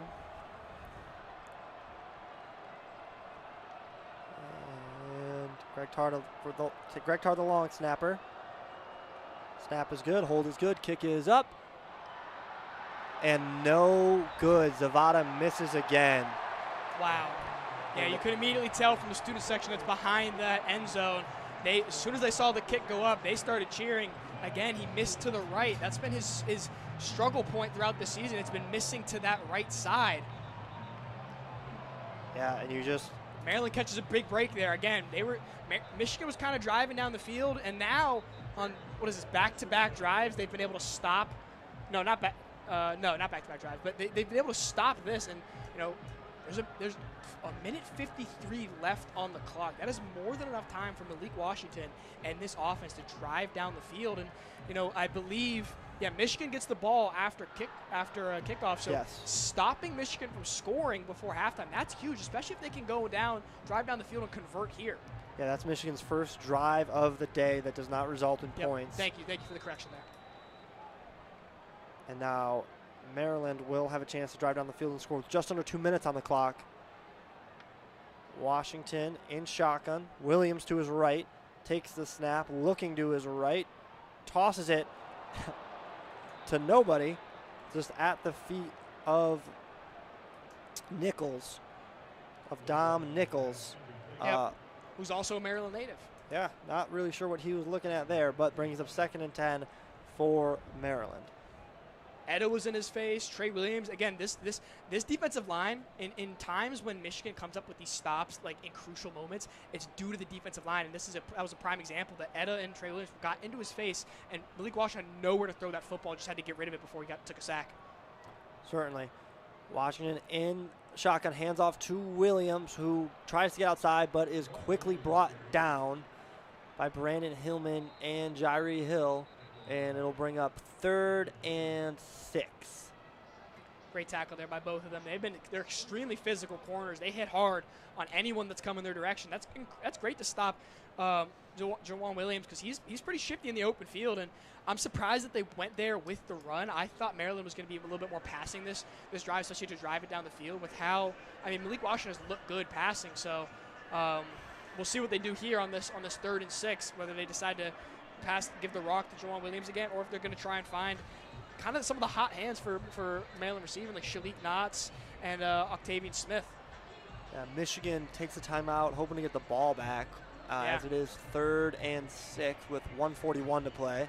they get a stop here, they will have a chance to put together an offensive drive to end the half. We saw this.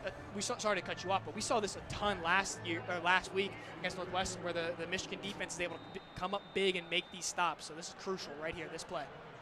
All right, Washington in shotgun. Williams to his left, 2 receivers to the left, 1 to the right.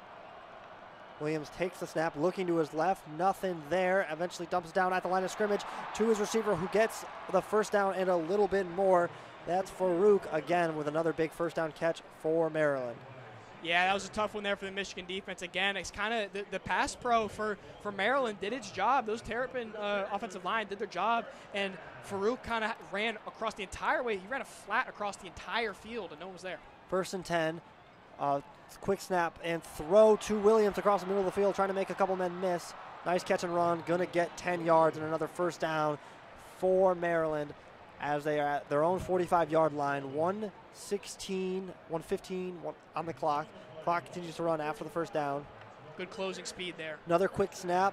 Washington looking to his left. Pump fake. Rolls out to his left, waiting for a man to get open. Doesn't really have anything. Takes off with his feet. Gets about 3 yards. Goes out of bounds. Stops the clock. 1:03 left to play in this first half. Brings up 2nd and 7, Maryland. Michigan got caught on their heels on that play. They were still subbing. Damon Payne was not set. He was running in off the sideline, the nose tackle, and he was not able to get his feet set and get to the quarterback there. So Malik Washington able to scramble out to his left. And there were receivers downfield, and I believe it was, Cole Sullivan was in the area, but he had to stay on his receiver because if he bit and tried to go for Malik Washington, he was just going to pass to a wide open man there. Yeah, so you'd rather give up 3 yards there than leave your receiver open. Not a bad play for this Michigan defense. Nope, Malik Washington takes a snap, looking to his right, throws, and it is short of Farouk. Going to bring up 3rd and 3. Not sure if somebody tipped that, but that ball did not have any error. It was TJ Metcalf. He came in from the blitz from the left side of the defense there. Great play by TJ Metcalf to close in on Malik Washington, tip that ball. That was probably going to be a completion close to a first down. Great play by TJ Metcalf. We've seen him kind of blitz a couple times so far this game. He has incredible closing speed, incredible instincts. So that was great play there by TJ Metcalf. Certainly. So Malik Washington in the backfield. Williams to his right. 3rd down and 7. Got to have it here with a minute to play. Takes the snap, looking to his left. Dumps it down, and it is incomplete. Attempted to get that to Shalik Knotts, but there was nothing there. Even if he did catch it, he probably wouldn't have gotten very far. Octavian Smith Jr. was a little bit open there up the seam. He looks a little bit frustrated as he's coming back to the sideline. He was open. The safety coverage kind of collapsed there, but in defense of Malik Washington, I mean, Derek Moore and Jayshon Marham, again, I've called out those guys' names a ton this game. They were in Malik Washington's face. He had to release that ball because both Marham was getting around the edge and Derek Moore kind of coming up the gap, and he had to get rid of the ball quickly, so he did not have time to find Octavian Smith. Bryce McPherson will punt it away. Andrew Marsh back to return. Catches it, takes it up the sideline down to the just short of the 30-yard line. Good return by Andrew Marsh. That was a good return there. As Michigan has 48 seconds left, 1 timeout to try and make something happen here. We've seen a couple times this season Bryce Underwood lead a good 2-minute drill drive. Let's see what they go here, especially, and they have the benefit this game too. Bryce Underwood's been passing pretty prolifically this game. He's looked good in the passing game, and that's going to help. You know, when you have about 75 yards to go, so you're going to need Bryce is going to need to have his stuff, but more importantly, I want to stress this: take care of the football. I know you're trying to drive down the field, but this is a very opportunistic secondary. Don't make a mistake with the football that could lead to either a pick six or Maryland getting another possession before halftime. Absolutely. From the 26-yard line, Bryce Underwood takes a snap, looking deep, thrown downfield for Andrew Marsh, who just steps out of bounds at the Michigan 43-yard line. That's exactly what you want to see. Again, no problem with Bryce Underwood passing the ball here. You have to be smart. Nice little post route there by Andrew Marsh. No one was there. He's able to go out of bounds too. Just completely stop the clock. Great ball there by Bryce Underwood. You want to keep doing that. That's how you're going to be able to get a score before the halftime happens. It looks like Andrew Marsh was expecting a defender closer to him. He could have got upfield a little bit. Bryce Underwood takes a snap, looking to his right, and he's going to take off with his feet, but is tripped up rather quickly. Generous spot as he gets to about the 49-yard line. Going to bring up 2nd and 5. That was Dante Joyner, the guy that almost picked him off earlier. Quick snap. Bryce Underwood throws it deep for Andrew Marsh, who tries to make a circus one-handed catch but cannot haul it in. 21 seconds left. 3rd and 4 for Michigan, just short of Maryland territory. I mean, that would have been a spectacular catch if he came down with it right along the sideline, reached up with one arm. Might have been able to get 2 arms up there, but it's tough when you have, I mean, he was blanketed by a cornerback, and I believe that was the strong safety, Levain Scruggs, who almost got the interception earlier today, was coming in and made the hit, actually, as he was attempting to catch the ball. Right, Michigan still has 1 timeout to work with, so you don't have to throw here, but they elect to.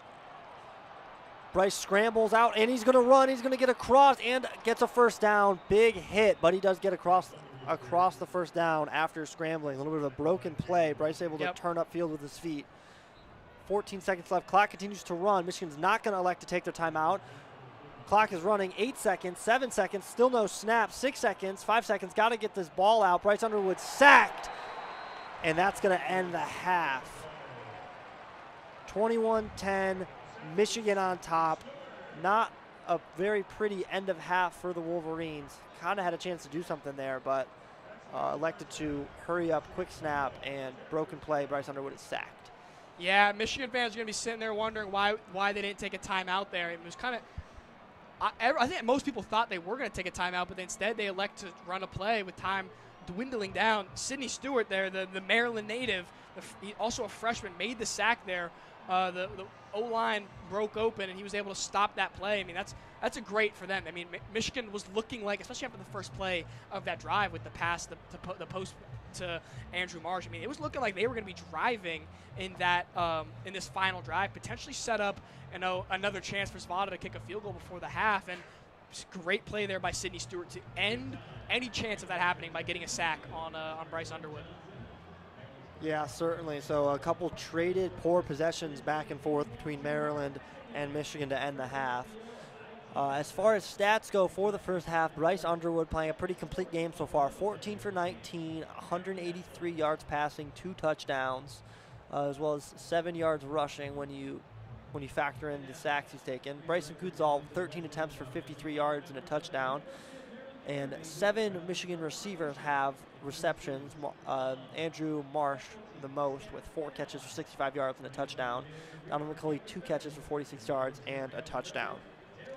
I want to say my key takeaway from this half, and I think what has been the difference maker, is if you look, Michigan is 8 for 9 on third downs. Maryland's 3 for 8. So you get late in these possessions, in these sequences rather, and Michigan is still able to convert and keep the drive alive and keep driving down the field. And compared to Maryland, I mean, Maryland is still, by no means has Maryland been unproductive this game. They have 10 points, 194 total yards of offense, 153 of that being from passing. So they've still been able to be productive, but it's a lot of times they get these chunk yardage plays off of first and second down. They've struggled on third down. So I think, going back in the locker room, Loxley's going to be telling his guys, we need to be a little bit more consistent and aggressive on these third downs if they want to stay in this game. Like I said earlier, the second half, this is kind of where this Maryland team struggles a little bit in the second half. The physicality gets to them.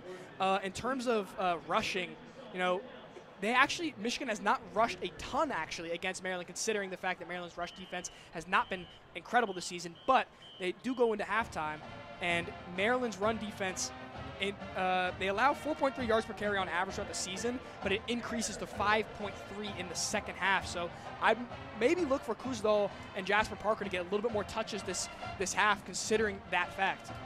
Yeah, Michigan definitely comfortable with throwing the ball in that first half. I think one of the more complete halves we've seen from this Michigan team, at least offensively, defensively too. But the Michigan offense has been able to string together 3 really good drives. A fourth one came up short. Dominic Zvada missing the field goal. Kind of the only blemish on that first half for the Michigan offense. I like that you talked about blemishes there, because what we talked about, obviously what we saw, and mostly pretty much the second half against Northwestern was all the turnovers. And what we talked about pregame in this game, Maryland has such a high turnover margin. Michigan needs to take care of the ball and, save 2 plays. There was 2 plays where it was a little bit of a scare there. The first pass of the game where Bryce almost threw an interception there, and then Kuzdal where it looked like he might have fumbled, was actually down. Michigan's done a good job of taking care of the ball, and if you look at the stat sheet, it shows. I mean, they have an 11-point lead going into halftime. They get the ball after halftime. I mean, that is key for Michigan. If they can continue that in the second half, they'll be in a good position to win this game. They scored 3 touchdowns already this game, and if they can continue to keep taking care of the ball, Michigan probably likes their odds. Yeah, certainly. That's going to be it from me and Evan. WCBN isn't going anywhere, though. Maxwell Bianco and Simon Bleier will be on the call for the second half from College Park, Maryland. Don't go anywhere, and we thank you for tuning in to WCBN.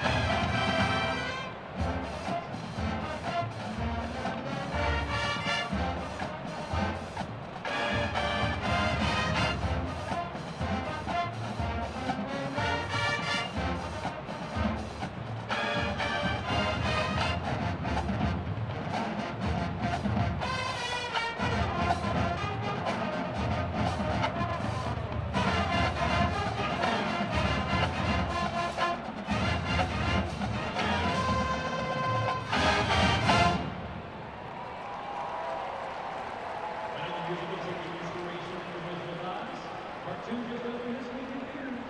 Here is No One Mourns the Wicked.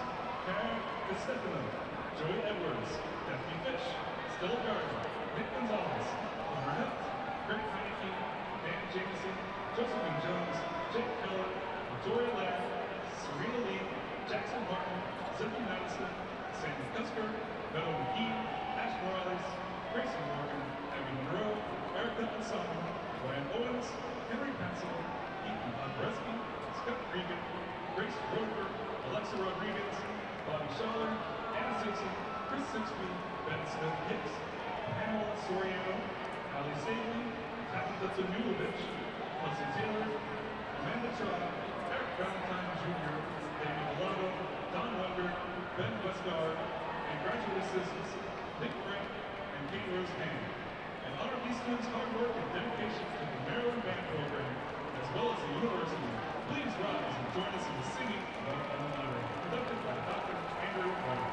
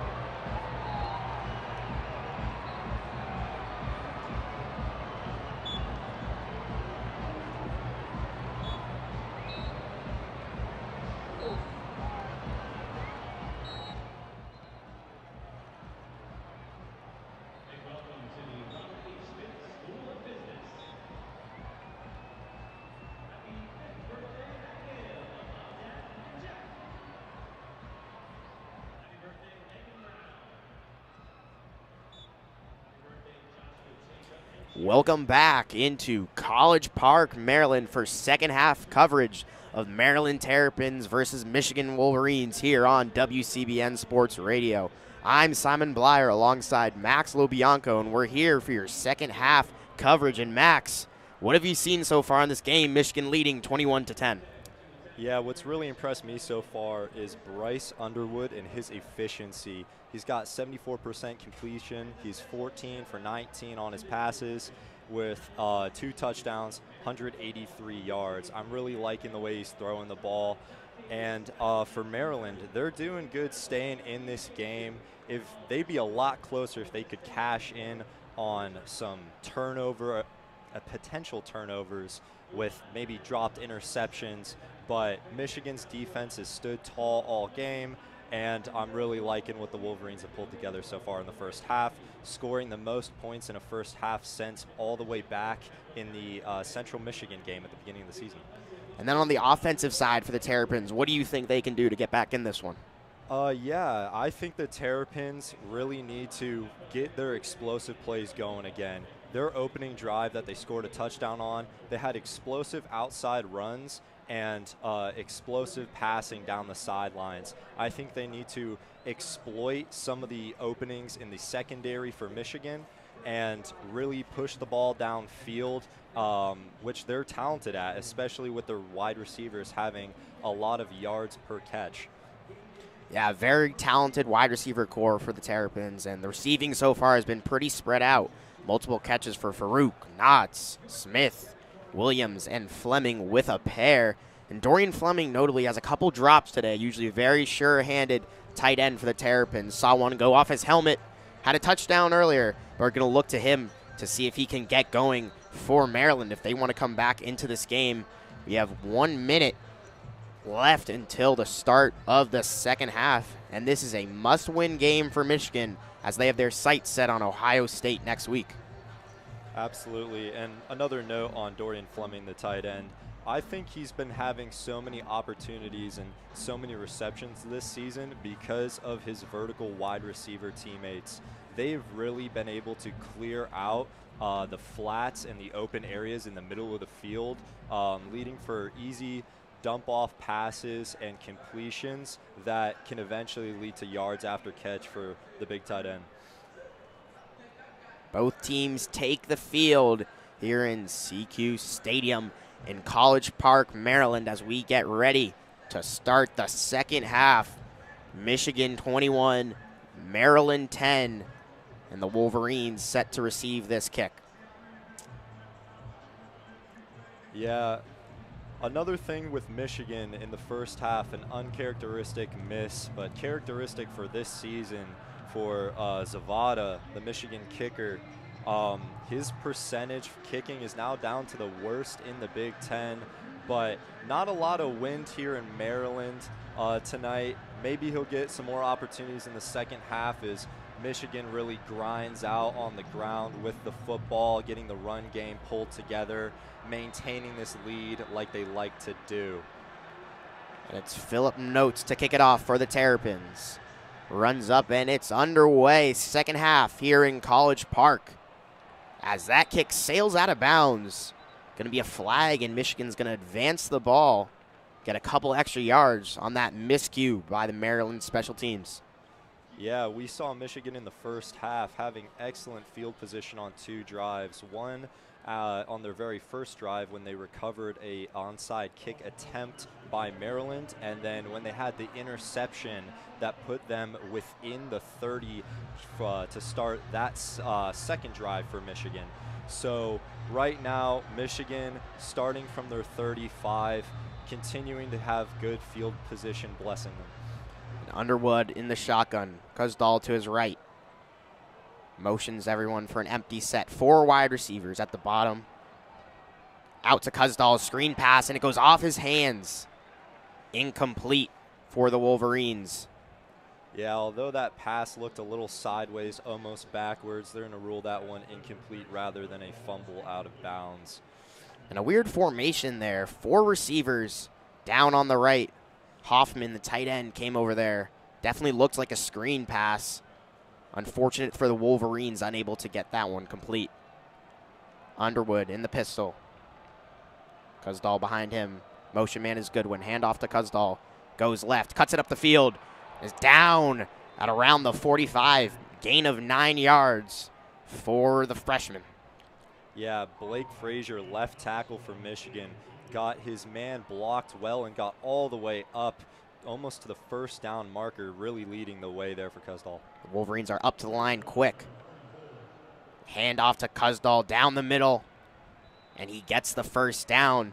No wide receivers split out, no tight ends split out. Kind of a field goal looking formation there for the Wolverines. Yeah, absolutely. Bunch formation there, really driving home for the short yardage, guaranteeing that first down as best they can, and we'll see if they open up some passing for Underwood here now.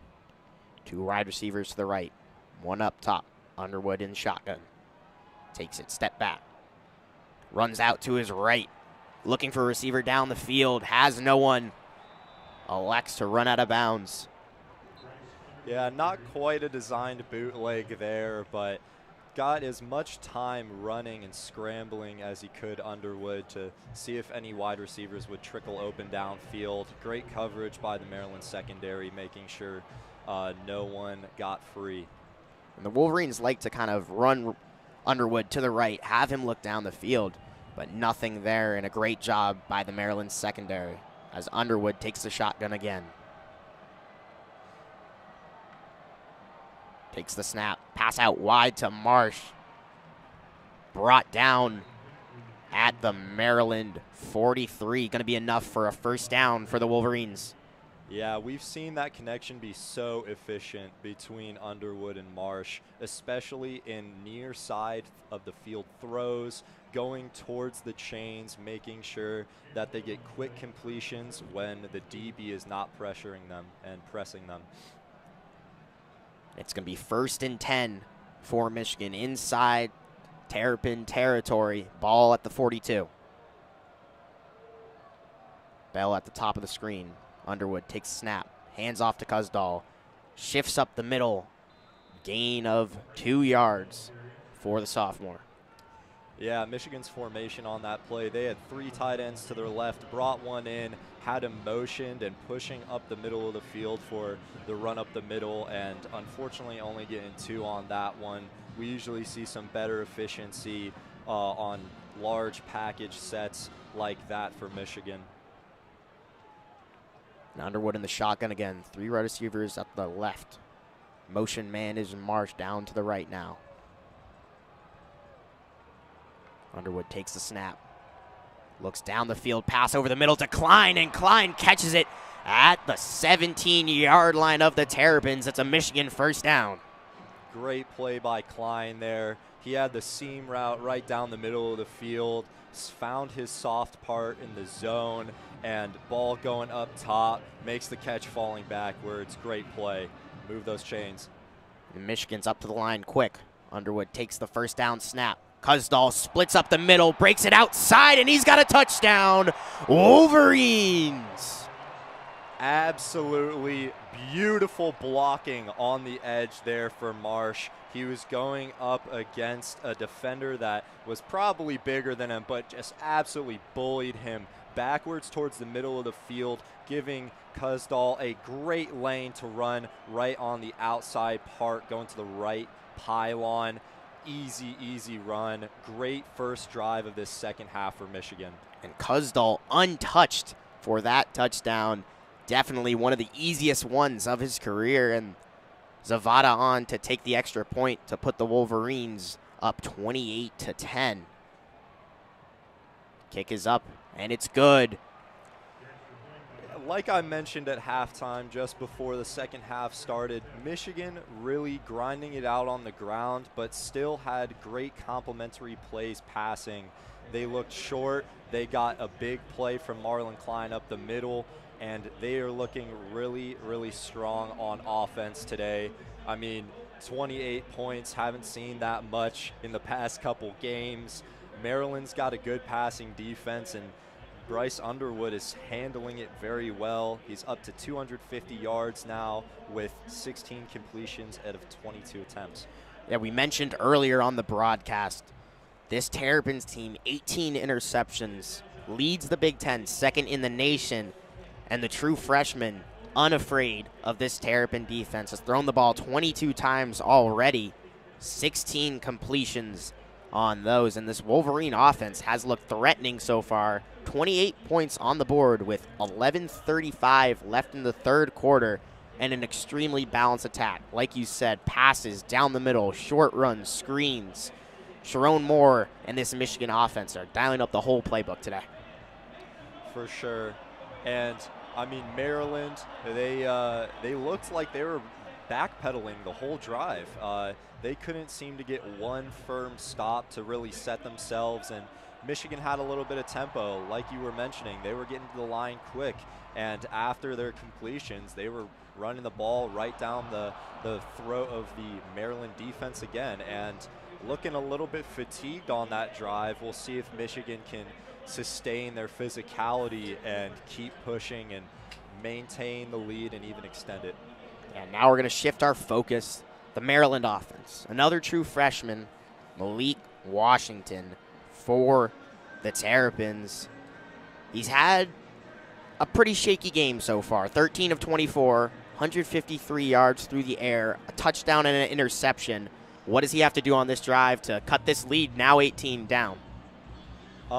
Yeah, I would say that he really needs to look to his key game, changers. I would say Shalik Knotts. If I'm Maryland's offensive coordinator, I'm going to be trying to scheme him open in the middle of the field on post routes. He almost had Malik Washington almost had a connection over the middle of the field in the end zone in the first half, which unfortunately was dropped. And if they continue to find schemes that get wide receivers open in the middle of the field like that again, they can find success here in the second half. And the Terrapins are going to need some long plays. Down now 3 scores, under 12 minutes left in the third quarter, as both teams take the field for Michigan's kickoff. It's going to be Beckham Sunderland, the redshirt junior, former soccer player. As the kick is away and into the end zone for a touchback, the Terrapins will take over, down by 18, 11:35 left in the third quarter. Ball is going to be on their own 25. Yeah, I mean, looking for anything to get momentum going here. You really need a key player to step up. A large Michigan presence here. It's been getting loud, for even when, Maryland's on offense. Since these Michigan fans have traveled well, they're cheering loud. And we've seen some false starts on both sides today. I don't know if it's quite because of the noise or if it's just miscues, but. Washington in the shotgun. Hands it off to Williams. And Williams brought down by Barham. Gain of 1 on the play for the Terrapins. Yeah, Barham was running free almost that entire play. Makes sure to get the wrap up from behind on Williams, and short yardage for Maryland. Terrapins up to the line quickly. Washington takes a snap, drops back, looks to his left, throws left. He has Webb wide open. Too far for Caleb Webb, and he had nothing but green grass ahead of him. Yeah, I mean, that was just a really valuable play. I mean, that was almost a house call in the making. One-on-one between Zeke Berry, I believe, was on the coverage. Jair Hill was on the coverage. And a little bit blown coverage. You got to hit those connections if you're going to get back into this game. Washington, empty backfield for him. 2 wide receivers to his right, 2 to his left. Takes the snap, drops back, looks right, throws over, and defended by Berry. Nothing there. Yeah, the pressure really got to Washington on that one. Ended up on his back. Looks like we have a flag down. Could be roughing the passer here. Unfortunate, because that was a great stand by Michigan. Yep, roughing the passer is called on the defense. They're going to push Maryland forward 15 yards, going to get that automatic first down. Ball is going to be placed at the 42 of Maryland. Iffy call, in my opinion. Probably going to be some upset Michigan fans about that one. Just a little bit of a late hit there as the Terrapins have the ball on their own 42. 1st and 10. Under 11 minutes in this third quarter. Washington drops back. Looks low. Pass is down to the left side. And it's going to be out of bounds for a first down by Octavian Smith. Yeah, rest of the wide receivers went vertical on that play. Some of the linebackers went with him and fell back with the tight ends. And a lot of green grass and short yardage up front. A lot of room to run for Smith Jr. Maryland elects to go no huddle. Washington, a couple claps in the backfield. Passes out left. Has an open receiver. Tries to make the one-handed grab as Shalik Knotts, and he is met by Brandon Hillman for the Wolverines. Yeah, tried to put a little bit of touch pass on that ball, a little bit of separation down the sideline there. But the reason he had to go with one hand is because the ball was just a little underthrown. Tried to go to his back shoulder, but met with some good coverage and a good hit. 2nd and 10. Ball on the Wolverines' 48. 2 receivers out to the right, 1 down on the left. It's a run by Washington. Left, has some space, and he's at the 30 and stays in bounds. The refs call it back to the 25, but it's a big run by Malik Washington. Designed run for the Terrapins.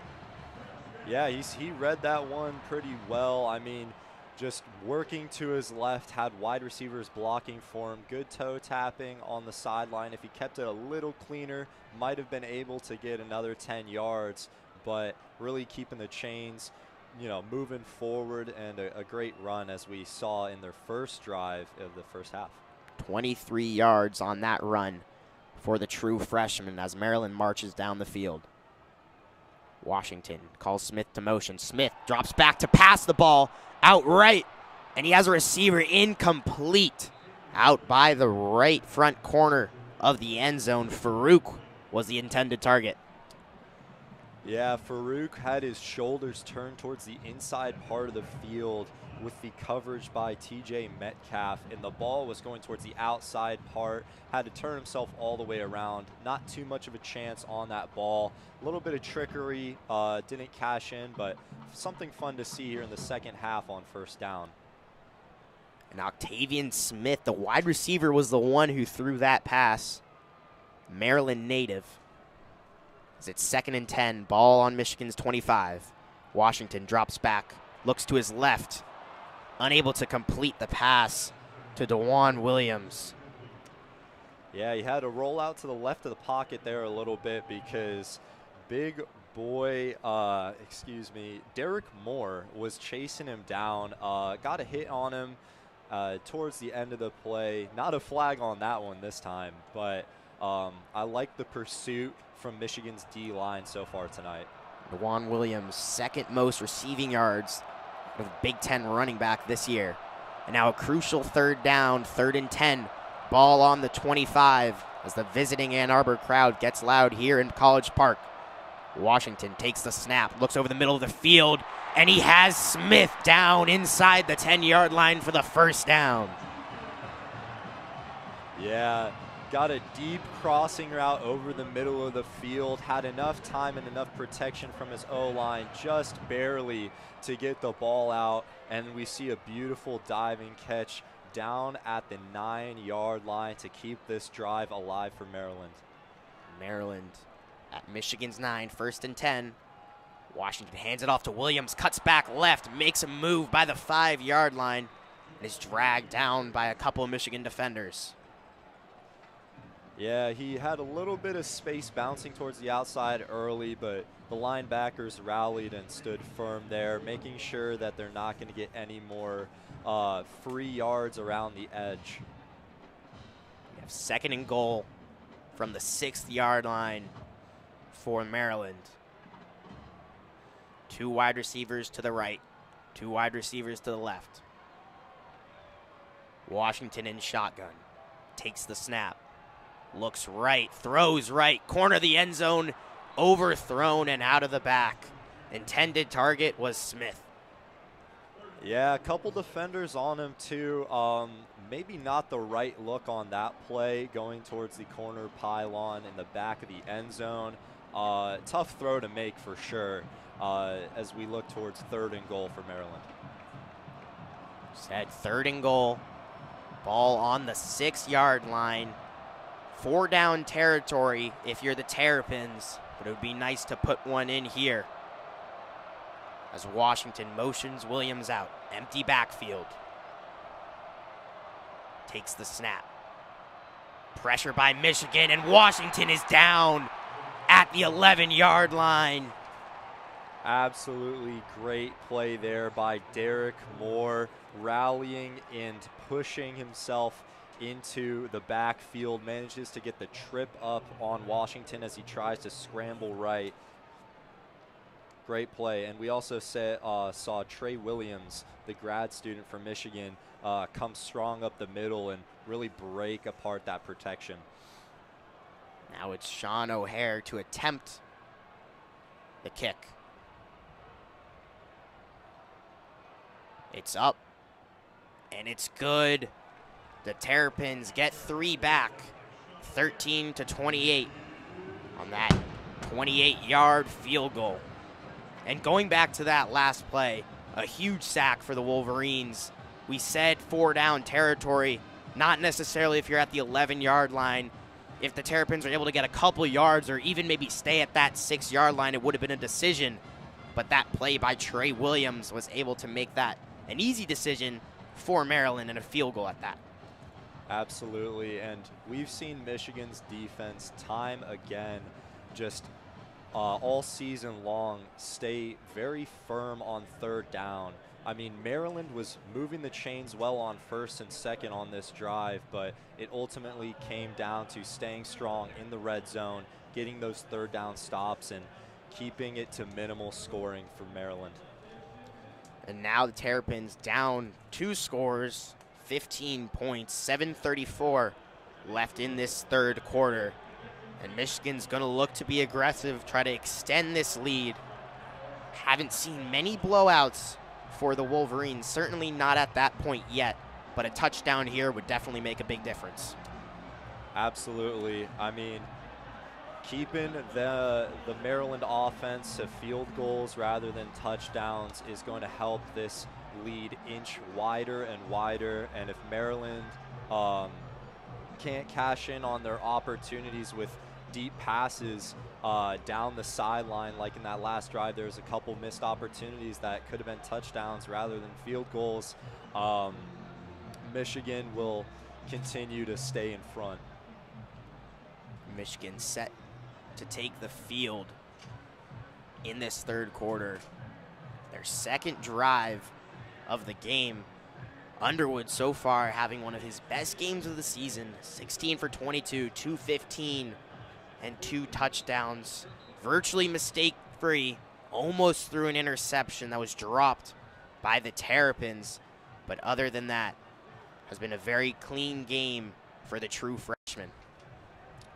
For sure, and in times past, we've seen Underwood's completion percentage go up due to screen passes and very short passes. But this time, Underwood has done a great job working the ball down the field, getting larger and larger gains on his passes. And it's really, really something to highlight as he gets better play calling for himself and more men open downfield. Hopefully they can carry that momentum into Ohio State. The kickoff is caught by Marsh, looking to make a move, bounces out left, has open grass ahead of him, cuts it upfield, and down at around the 45 for the Terrapins. Wow. Michigan special teams coming up big, and what a run down the sideline, toe tapping, staying physical, dropping the shoulder for Marsh to fight past the 50, and here we go again with Michigan and great field position. Another short field starting already in Maryland territory. Yeah, Marsh kind of bounced that one out and able to get a ton of yards after that first contact, and Michigan starts their drive in opponent territory. Underwood in the shotgun. Motion is Goodwin. Hands off to Cusdell right. Has some space ahead of him. Cuts it upfield and down at around the 45. Going to be a Michigan first down. Yeah, Maryland's lucky that Daniel Wingate got behind Cusdall on that run and managed to grab him from behind, because that was another 20 yards in the making. Cusdall was almost all the way up into the secondary on a good run. 1st and 10 for the Wolverines. Hand off to Cusdall. Not as many there. Gain of about 1 yard. I love the efficiency that Michigan running backs get when they bounce it out to the outside. I really liked the motion on the play prior. by Michigan to get the Maryland defense spread and have a chance to cut it upfield, because all the running backs for Michigan are explosive and agile. Underwood in the shotgun, 2nd and 9. Drops back, faces a ton of Terrapin pressure, moves out right, throws across his body, incomplete. A ton of Terrapins coming at him. Had about 4 chasing him out to his right. Yeah, just blanket coverage by the Terrapin secondary there.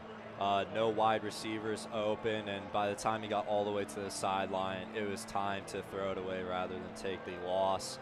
Glad that Underwood has started to realize that, because we saw him at the beginning of the season take some pretty unnecessary losses in situations where he could have just thrown the ball away. Now the Wolverines face a 3rd and 9. The Terrapin 34, just at around field goal range, as Underwood takes the snap, looks left, and throws it down into the dirt. Ball is loose. Refs are letting it play. It looked to be a pretty clear incompletion, but there's a flag also down on the field. Yeah, they might call roughing the passer for that one against Underwood. I don't know if they'll give it to him. Could balance out the iffy one from earlier in the second half, but just a lot of pressure from a blitz up the middle. Man went unblocked right into Underwood's face. He tries to check it down, and looks like Michigan is going to get the roughing the passer called in their favor for this drive, as they're going to march 15 yards forward. Definitely a pretty lucky play for the Wolverines, as the Terrapins played great coverage and Underwood was just trying to throw the ball at the dirt. But it's Nasheer Taylor, maybe a freshman mistake for the Maryland Terrapins, as he dragged Underwood down after he threw the ball. And another life for the Wolverines, 1st and 10, ball on Terrapin 19. Yeah, and I can see where the referees are coming with that call, because the Terrapin defender went low towards the ankles and shins of Underwood. And low hits like that are always dangerous and scary, especially on a freshman quarterback who's having a pretty good season and who's definitely needed for next week. Underwood in the pistol, hands it off to Parker. Parker tries cutting it up towards the middle, able to get a few. Yeah, Parker with only 1 carry in the first half, gets his 2nd carry here in the second half. His one in the first half was right up the middle for a 1st down. This time gets some good yardage on the carry and looks to set Michigan up for a good 2nd manageable. Underwood to take the snap. Hand off to Parker again. Similar outcome.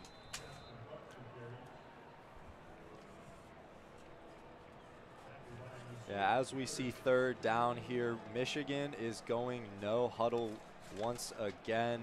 Some substitutions made on the O-line. They're bringing in extra tight ends.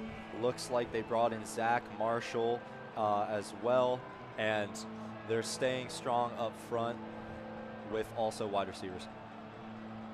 3rd down, 5 to go at Maryland's 14-yard line. The true freshman draws an offside, free play, ball's tossed up to the left. Incomplete, but the offsides is going to give Michigan a 1st down. Yeah, another great idea there. Good IQ by Underwood, knowing that he has the free play. He's going to toss it towards the back of the end zone. Why not take a shot? Ball's going to get moved to the 9-yard line. It's going to be Michigan 1st and goal. And the freshman able to do a veteran move and draw the opposing team offsides in a very, very big spot there. Able to give Michigan their 3rd life of this drive, as Underwood takes a snap under center, fakes the handoff to Marsh, rolls out right, looks like he's going to run, decides to try shimmying up and down inside the 5. Yeah, great play action bootleg there, designed for Bryce Underwood. Saw that he had blanketed coverage on his receivers in the end zone as he's working to his right. Figured why not go get 7 or 8 yards and almost punch in a run for himself. down at about the 2-yard line. Underwood with a few rushing touchdowns on the season as he's under center again. Kuzdal is the back. Hands it off to him. Brought down at the 1. A big goal line stand here so far for the Terrapins. Yeah, looks like he had a bit of a lane going to his left with a fullback leading blocker out in front of him, but half-yard line now. I bet we'll see Bryce Underwood under center yet again for another big run, strong Michigan run up the middle, hopefully. It's going to be 3rd and goal.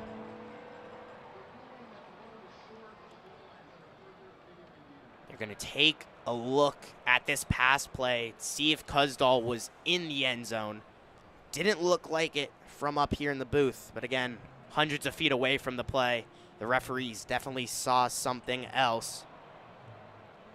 Yeah, maybe when he was getting tackled, he seemed to roll over on top of the defender, keeping him off the ground for just a little bit longer.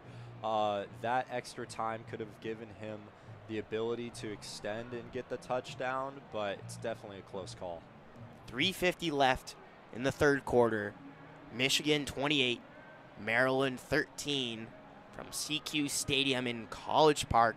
You're listening to WCBN. I'm Simon Bleier alongside Max LeBlanco. Looking at this possible touchdown ruled down at the 1-yard line. Michigan up 15. Would grow this lead and pretty much put Maryland out of this one.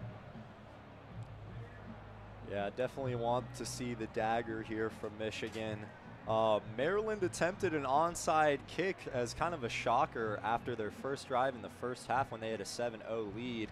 But Michigan's getting to the point in this game where if they score, Maryland's going to have to onside kick a lot more. And we're not even into the 4th. Ref moves the 10 to make the call. And they rule it a touchdown. Kuzdal for the Wolverines fell over the Maryland defender, and the ball broke the plane as the ruling. And now the Wolverines go up 34-13 with an extra point coming. Definitely love that for Michigan. Another great drive, grinding it out on the ground. Kuzdal gets his 2nd touchdown of the day. And Zavada missed a field goal earlier in this game. No miss extra points. On for the +1.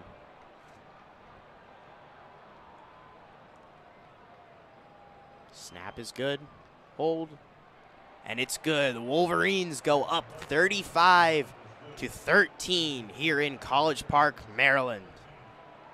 Just to correct a prior call of mine, Kuzdal now actually has 3 touchdowns on the day with 20 carries and 100 yards. Absolutely stellar performance for him, stepping up with Marshall not getting any carries so far this game. Marshall came into the game with an injury. Jerome Moore decided it was best to keep him out, keep him healthy for the Ohio State game next year. And keep in mind, Michigan now down to their 3rd string running back. Kuzdal is not number 1, he's not number 2. Justice Hayes is out with an injury. He's been out for the last couple games. And Kuzdal, redshirt sophomore, has definitely made the most of his opportunities here today. Yeah, I absolutely loved watching Justice Haynes through the first 5 games of the season for Michigan. I thought he had a chance to ride the momentum and the great stats he built up in the first half of the season pretty much, and keep it going strong and be a Heisman contender this season until he unfortunately suffered a broken foot. And going out for the season, it's kind of a heartbreaker for Michigan, as he's such a great running back. He transferred in from Alabama, has great agility, good jump cuts, and great acceleration. But still, we see the responsibilities fall to Marshall and now fall even further to Kuzdal, and still see the same amount of production and elite performances from these running backs. And that's something that's been Michigan's strength for the past couple years, a deep running back room, and we're seeing it again this year.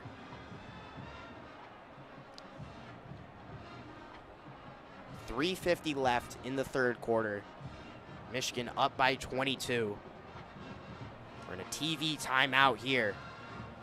This game looks to be slipping away from Maryland, who struggled to move the ball down the field in the last couple possessions. Yeah, and some of the storylines coming into this game was that Maryland did not have the run defense to sustain the just physicality and tough, hard running from Michigan, and definitely has shown itself here now with 3 rushing touchdowns on the day for Michigan. Really putting up some good scoring. Michigan's offense, a lot of unfortunate turnovers and stagnant play in the past couple games. Now finally looking good when they get into the red zone and cashing on drives as they should. And Michigan, not one passing yard on that last drive. It started at the Terrapins 47, only 1 attempt. All of their work being done on the ground like true Michigan football Michigan fans are used to. Sunderland to kick it off for the Wolverines.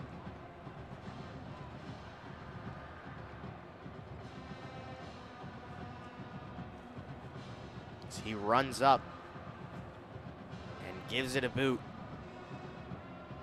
into the end zone for a touchback. The Terrapins will take over the ball at their own 25 in desperation mode, down 22, 3:50 left in the third quarter. Malik Washington has had some big games so far this season. 265 yards passing and 3 touchdowns against Wisconsin earlier this season, but 15 for 30 today, 179 through the air, a touchdown and an interception, and he's going to need more if Maryland wants to come back into this one. He takes a snap in the shotgun, looks right, screen pass off the hands of the Maryland receiver. Unfortunate, there's so many miscues in this Maryland offense, from drops to overthrows to underthrows. These connections need to start better on first down for Maryland if they're going to get back into this game. 2nd and 10 now. Ball on the 25. Washington takes a snap, looks right, decides to hand it off, and Williams gets a few. Yeah, one of the better running plays that we've seen from Maryland here in the second half, coming off a delayed handoff. Got a little bit of a lane to run right up the middle. Michigan did not blitz on that play like they threatened to do on the last, and Maryland sets up a 3rd and manageable with a decent run. 3rd and 6, ball on their own 29. Nolan Ray is the back. Shotgun for Washington. 3 wide receivers to his left. Drops back. Looks left. Across is his tight end. Just short of the first down marker. Ball gets loose. Refs rule it down. And is Dorian Fleming on the catch there at just about the 35. It's going to be a 4th and short, and Maryland is quick to take the snap. Washington sneaks it up the middle and looks to get the first down for the Terrapins. Yeah, hurry-up offense there. They had a couple wide receivers spread out, and easy look and read for Washington on the quick snap and quarterback sneak moving to his right to just pick up those few extra inches and get the first down. Now 1st down and 10. Ball on their own 36. Washington under center. Tight formation here for Maryland. Drops back, fakes the handoff, moves up in the pocket, delivers a dart across the middle of the field, and it's caught by Shalik Knotts, the senior, who's eclipsed 500 yards during this game on the season. Yeah, ball right at the 50, found the open green grass in the middle of the field like he needed. And plays quick. Washington decides to slide down. Looks to be either a gain of 1 or no gain. But Maryland moving quickly. No huddle on that last play, and they look to go no huddle again. with Washington at around midfield. Hands it off to Williams, and Michigan swallows him up at their own 49, bringing up a 3rd and 9 for Maryland. Yeah, Maryland offensive line and blockers looking a little fatigued with the hurry-up offense. Michigan defenders keep slipping into the backfield, getting pressure and getting tackles. And the snap to Washington, looking left, throws it incomplete. Looked to be a little out of sync with his wide receiver, Octavian Smith. Now it brings up an interesting decision, 4th and 9 on Michigan's 49-yard line.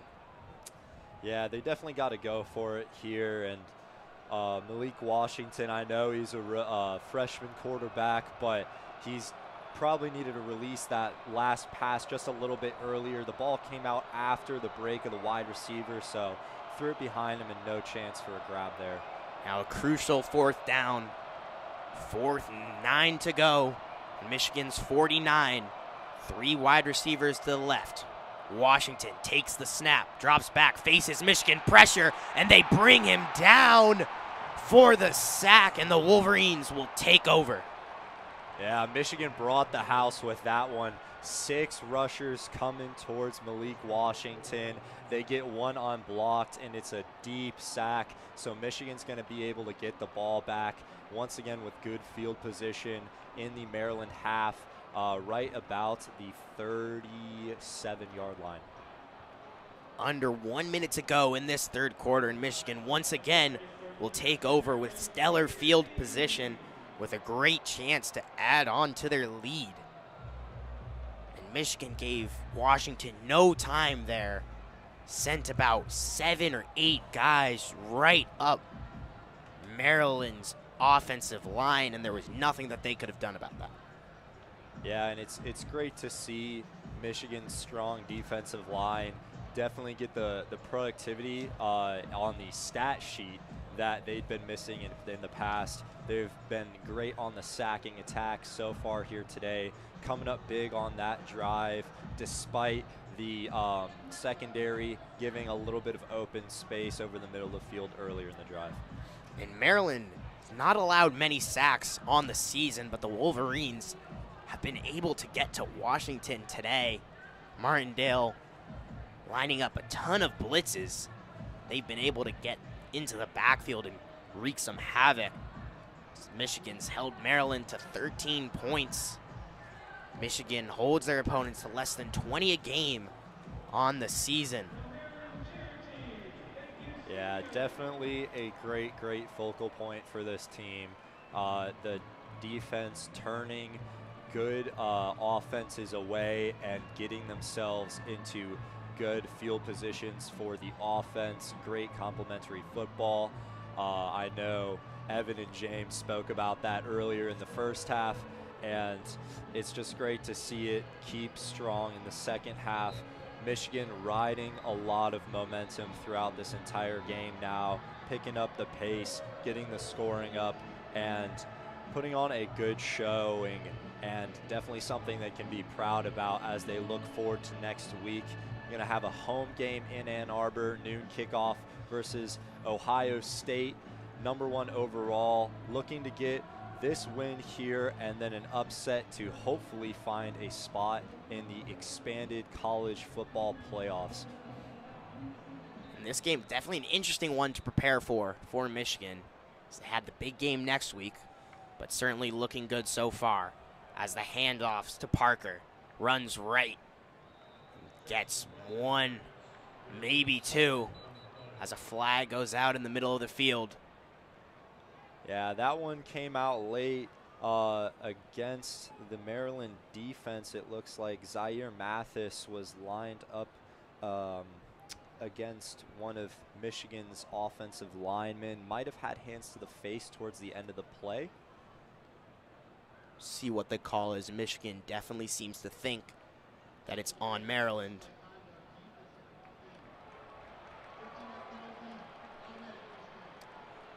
And they call unsportsmanlike conduct. Michigan once again starting in short field, getting a penalty against Maryland and marching it yet even closer, almost to the red zone here at the 22 now. A frustrating game for Maryland fans here in their home stadium. Seems to be only Wolverine faithful left at SECU Stadium. As Underwood's in the shotgun. Parker to his left. Sides to Audible. Takes the snap. Keeps it himself. Runs left. With room ahead of him. McCulley blocking. And Underwood goes out of bounds at about the 17-yard line of the Terrapins. Little read option. Yeah, great mobility there. A little bit of blocking from Marsh and McCulley out wide on the far side of the field. Getting a good pickup there for Underwood. It's good to see him run it, but I don't know if in a game like this, up 22, we should be putting him in danger down on the field. An interesting decision there.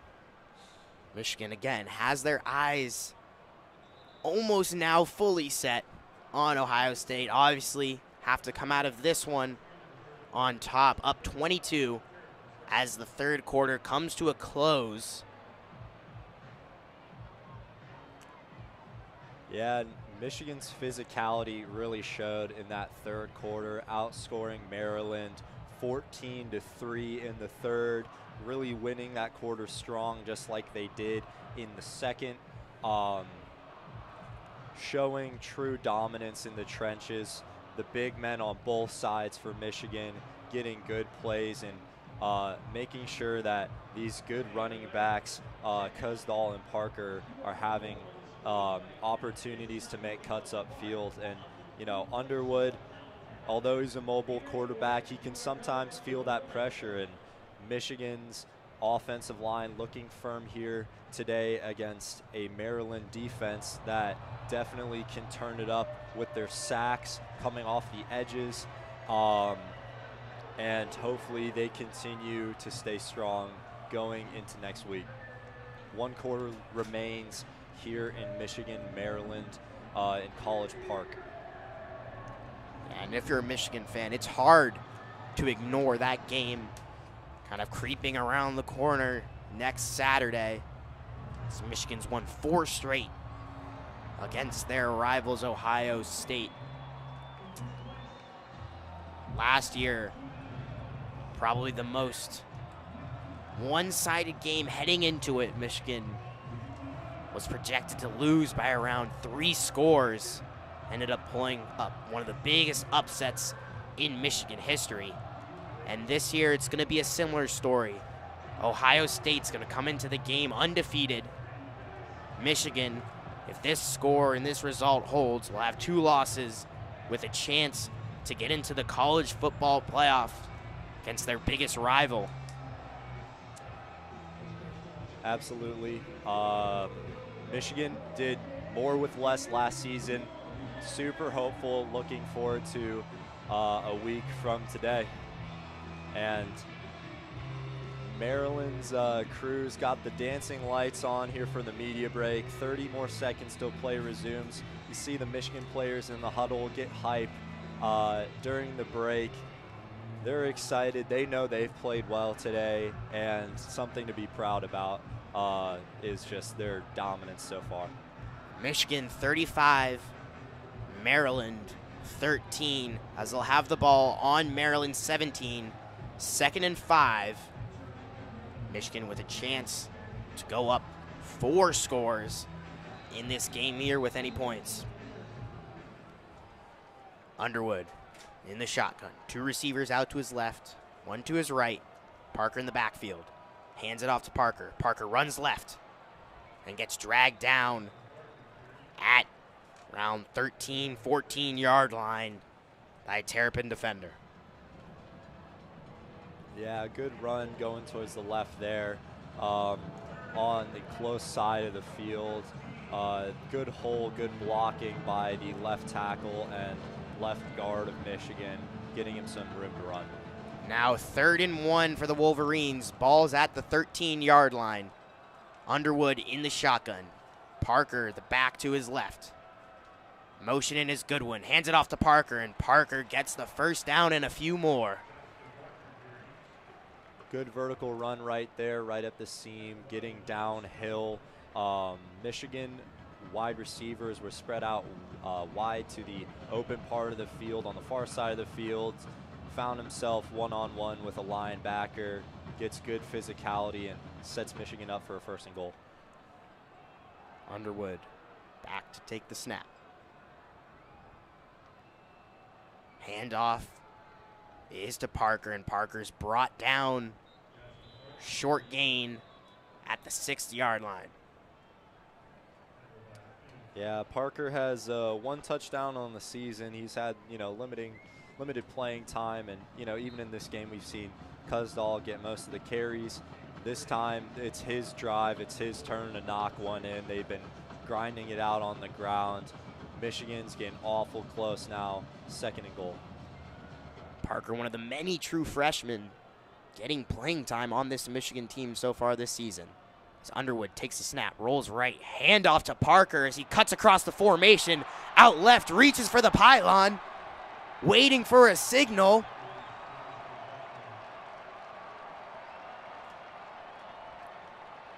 And the line judge is going to signal touchdown on that one as he gets to the pylon. Michigan celebrating in the back of the end zone. That's amazing.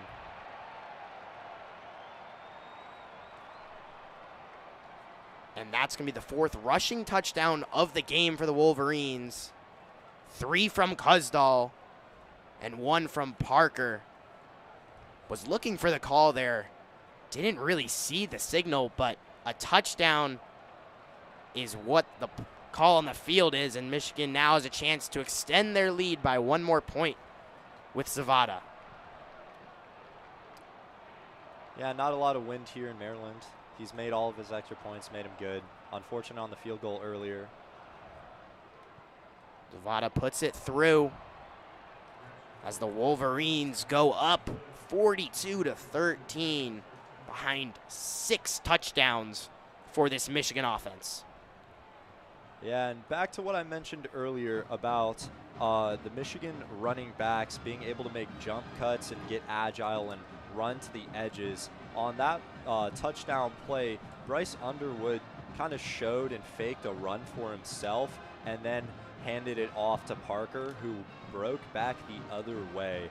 And getting to a side of the field where Michigan had the manpower and the blocking and just enough space to reach for a pylon. Incredible effort by Parker to get there, lower his shoulder, and really good extension as he gets to the corner of the end zone. And Michigan likes to do that kind of misdirection run a ton.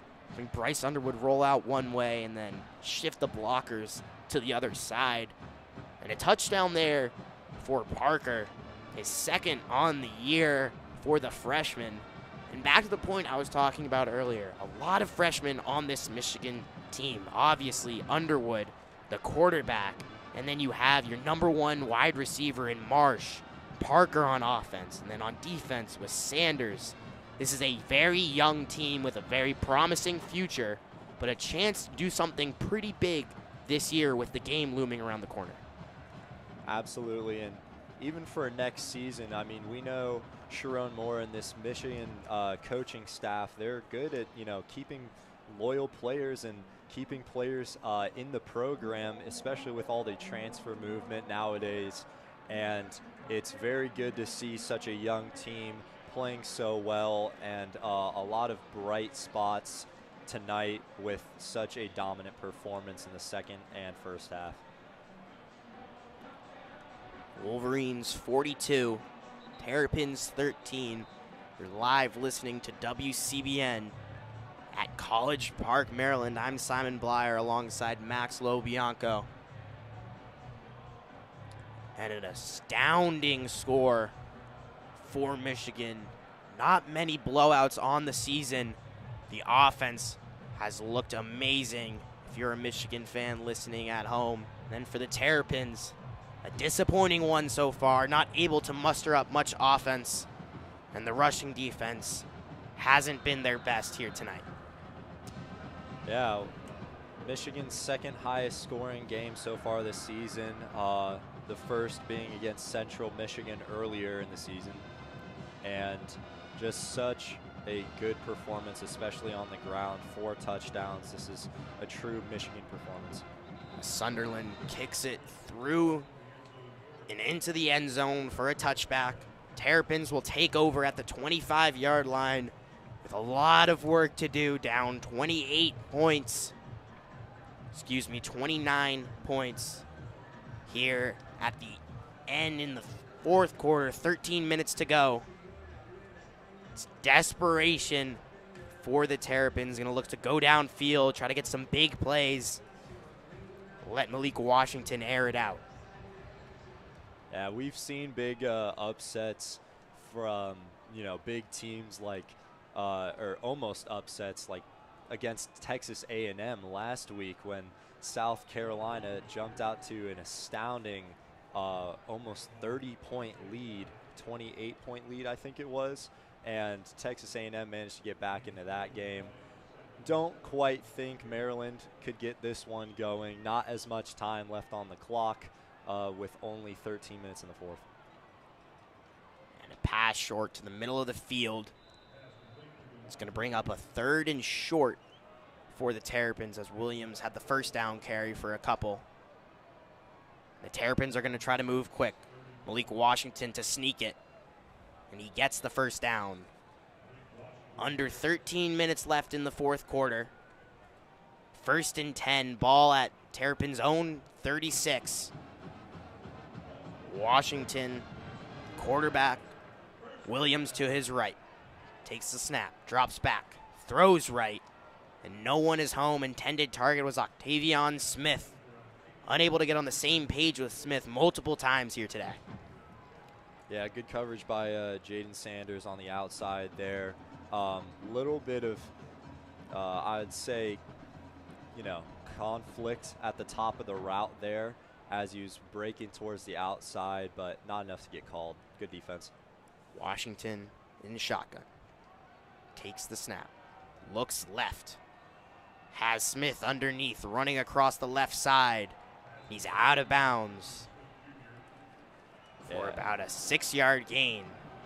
Great tackle there by Elijah Dotson, working towards his right with the lateral movement on the play there. Gets the tackle inbounds. Clock keeps rolling, and time is definitely in Michigan's favor here, not Maryland's. It's a 3rd and 4 and an incomplete pass. Washington looking across the middle. And 4th and 4. Ball's on their own 42. Decision to make for Maryland. Looks like they're going to keep the offense out on the field. That last pass intended for Jalil Farouk, senior. Yeah, throw into double coverage behind like that. Definitely a position for Michigan to get the turnover, but only deflected and knocked down. Washington looks deep for a pass, moves out of the pocket, running left, throws across his body, and no one is there. It's a turnover on downs, and Michigan will take over once again in Maryland territory. Great to see the pass rush of Michigan get after the quarterback there on the rollout, going towards the far side of the field, keeping the pressure on him the whole way. No time to set any feet or turn shoulders and look upfield cleanly. Another good stop by Michigan, and looking just as strong as they have all game. It's going to be interesting to see Coach Sharon Moore decides to throw Underwood out there for another possession. Jaden Davis is the backup for this Wolverine team, a 4-star recruit in last year's class. But it gets to that point where you really don't want an injury and you're thinking about that game against Ohio State, up 29 with the ball at Maryland's 42.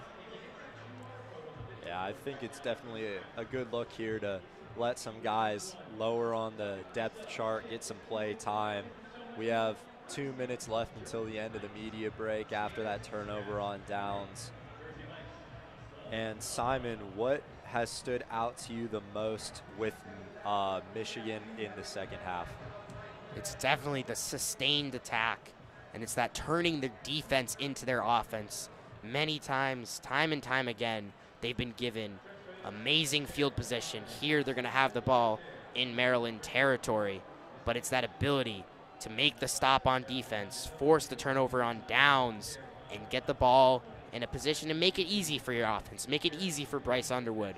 Let him kind of hand the ball off, not take any risks, and kind of just ground and pound. And that's what they've done in the second half behind Cusdall and Jasper on that last drive. Yeah, Michigan rushing today is averaging 4 yards per carry with a 19-yard rush from Cusdall being the longest. 143 yards total for the rushing attack. And when we look towards the receiving part, Michigan receivers have 16 catches on the day for 215 yards and 2 touchdowns. One from McCulley and one from Marsh. Both of those coming early in the game and getting Michigan their 21-10 lead at the beginning of the second half. And then once again, Michigan coming and jumping out front strong in the beginning of the second half, scoring on their first drive, and if I'm not mistaken, all drives since the beginning of the second half.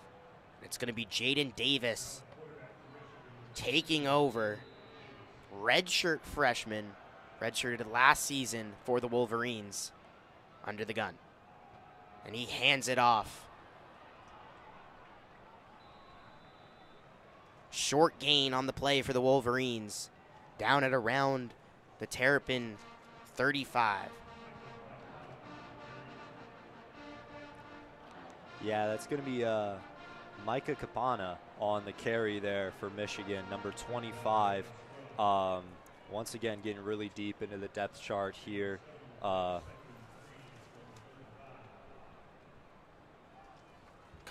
the 4th string running back for the Wolverines. See how deep this running back room really is. As it's another handoff to Capana, down at around the 1st yard mark. 1st down mark, excuse me. Doesn't look like they're going to give it to him.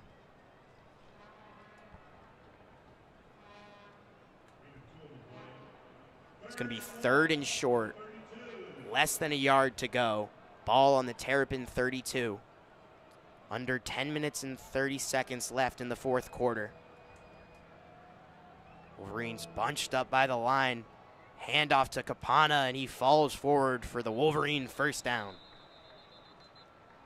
Yeah, a lot of pressure from the Maryland defense coming off the left side of the offensive line of Michigan.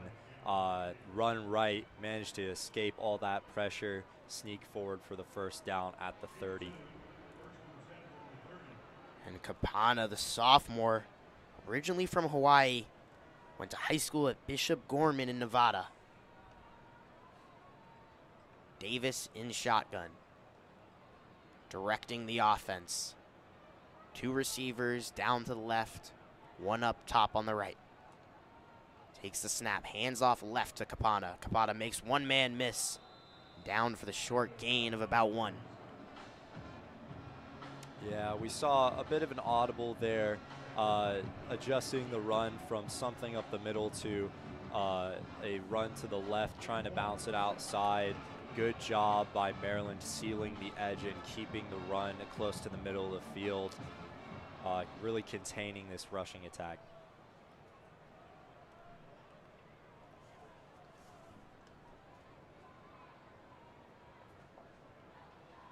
Davis back in the shotgun. 2 wide receivers to the top of the screen. Takes the motion. It's a handoff again to Capana. Keeps the legs moving for a gain of a few. Yeah, here in a pretty good field goal range now with the ball marked at the 26-yard line. It'd be interesting to see if Maryland does get the stop, if Michigan's going to come out and kick a field goal, hopefully get something on the stat sheet for Zvada, bump up that confidence a little bit, especially after the miss earlier in the game. And, you know, just get him more reps, more looks down the field. Same formation as before. Davis with Capana behind him. It's another handoff. Capana breaks right. And no gain there as he's met by a few Terrapins. And it's going to bring up 4th down. As we'll see Zavada almost on cue come up and take a field goal as he struggled of late. Missed one earlier this game. Missed a pair last game against Northwestern at Wrigley Field. And he's going to have a 46-yard attempt to try to get back on track. Yeah, this time towards the right hash. His last miss was towards the left hash. So he has a little bit more of a direct lineup, but still off-center. Zavada takes his step. Snap is good. Hold is good. And the kick is good. Zavada gets back on track and puts through the 46-yard field goal as the Wolverines go up to 45 points, leading Maryland at 13. Yeah, good kick there. I'm glad to see one get knocked through and end up in the net for Zavada. Very, very happy for him managing to, you know, find something good, find some confidence. We know he had the game winner against Northwestern last week, but, you know, the field goal percentage hasn't quite been there all season, and this time looks like a good kick. Hopefully he rides that into next week. Now the Wolverines up 32 in this game. You would assume the Terrapins would do something similar to Michigan, bringing their backup quarterback, not wanting to risk hurting their true freshman, who has talent and will definitely be a big piece of this Maryland attack in years to come. Absolutely. 7:20 to go left in this 4th quarter. Now has reached the night in College Park, Maryland. Michigan coming in, putting up 45 points so far in this game. Michigan faithful crowd sticking around, celebrate this big performance. Many Michigan alum in Maryland, you see them in Bethesda, Alexandria, and around the state of Maryland and Virginia, the DMV area holds a lot of Michiganders. Yeah, and could be one of the reasons why Michigan recruits so well out of the area, just the culture in the area, a lot of go blue mentality, and just a good opportunity for Michigan to keep bringing in the elite talent from Virginia, Maryland. We even see a couple players from further north towards Pennsylvania as well, and just a really great performance from Michigan. A lot of these guys coming home, showing out for a crowd that knows them, a crowd that's familiar to them. Yeah.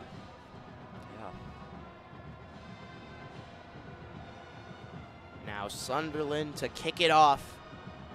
Back to Maryland. Michigan up 45-13, 7:20 left in this 4th quarter. Maryland will elect to fair catch the ball, advance it up to their own 25.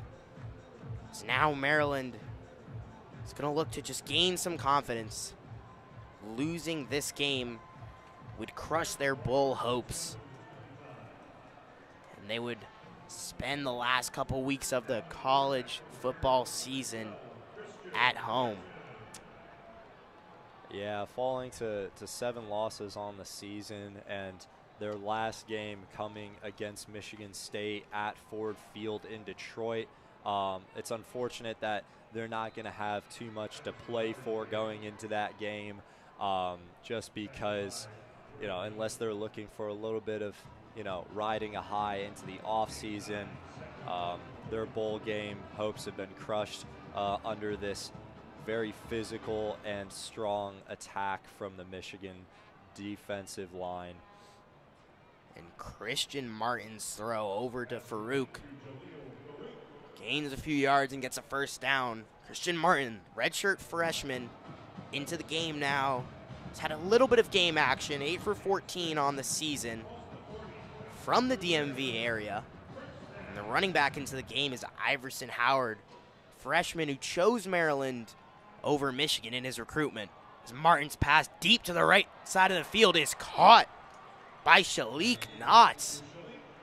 Found a pocket in the Michigan defense and a big gain for the Terrapins. Yeah, Jaden Sanders on the sideline seemed to have just lost the coverage there. Had a little bit of safety help over the top, but the receiver managed to sit right in a little bit of open space and get a good gain here for Maryland in the fourth.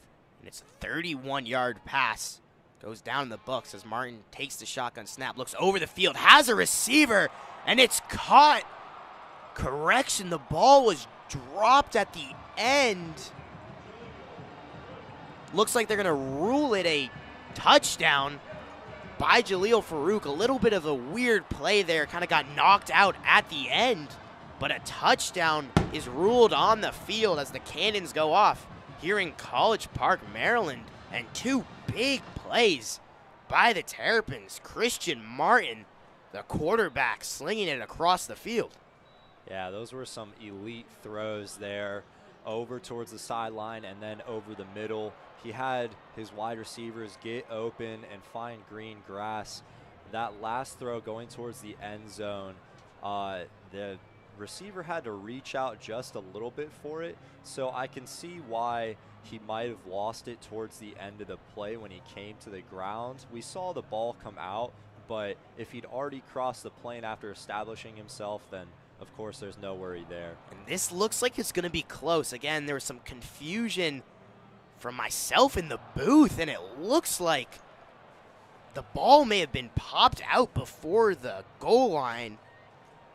It's Tevis Coleman, sophomore for Michigan, on the coverage and looked to pop the ball out from Jaleel Farouk as he was trying to cross into the end zone for a touchdown. Going to be a lengthy review here, I would assume, as this play is definitely an interesting one. Yeah, and with the ball coming out after the receiver taking a couple steps, they could even see this as a fumble and then recovery by Maryland in the end zone. So we'll see what the booth says on the call with that as they send it down to the field now towards the referees. But definitely a close call. Great defense, not giving up on the play and making sure to reach for the ball towards the end there for Michigan. Yeah, and a lot to look at here, like you said. Could be ruled a fumble, could be ruled an incompletion as we see the ref take the field. And it's going to be confirmed as a touchdown. Jaleel Farouk on that one. Referees rule the ad control crossing the goal line, and Maryland gets 6 and cuts the lead down a little bit. 5:55 left in this game. Still a little bit out of reach. But never say never in Big Ten football. As Maryland looks to add the extra point.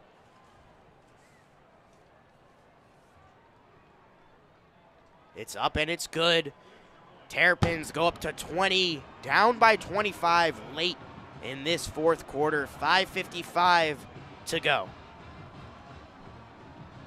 And when Michigan comes out to take the field here after this break, they're going to look to grind out the remainder of that clock, get some more looks for their youngest and furthest on the depth chart players, and we'll see if their special teams can set them up with good field position as they have on the previous drives.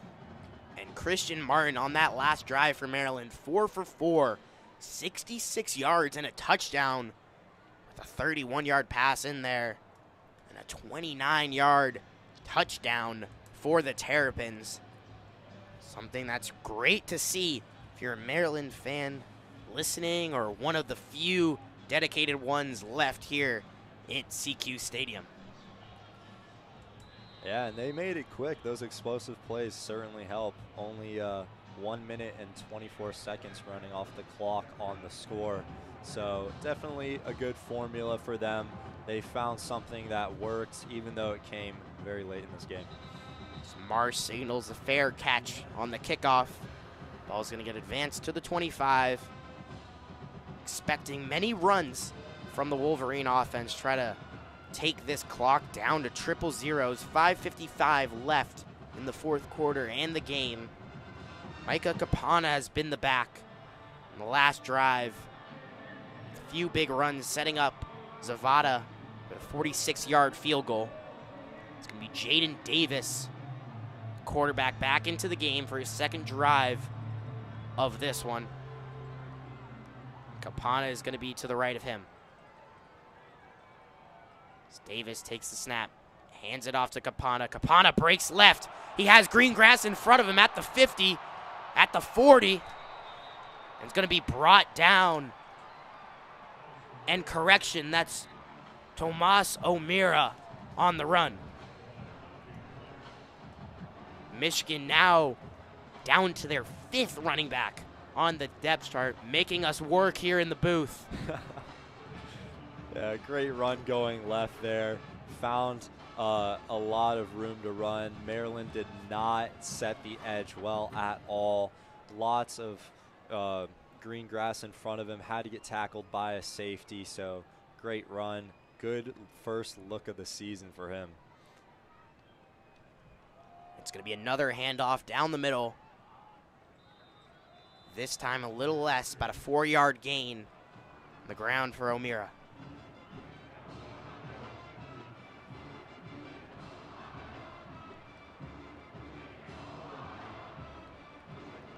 The Michigan crowd here chanting "Beat Ohio" because they're ready to bring on Ohio next week. They're super, super pumped up about the performance here tonight. Already looking forward. Love the energy. They've had a great, great presence in this game, almost making it feel kind of like a home game for Michigan. Traveled so well. Similarly to the last game at Wrigley, there was a majority of Michigan fans. These supporters do travel very well indeed. It's going to be a gain of nothing on the last play, bringing up 3rd and 4. Ball on the Terrapins, 32.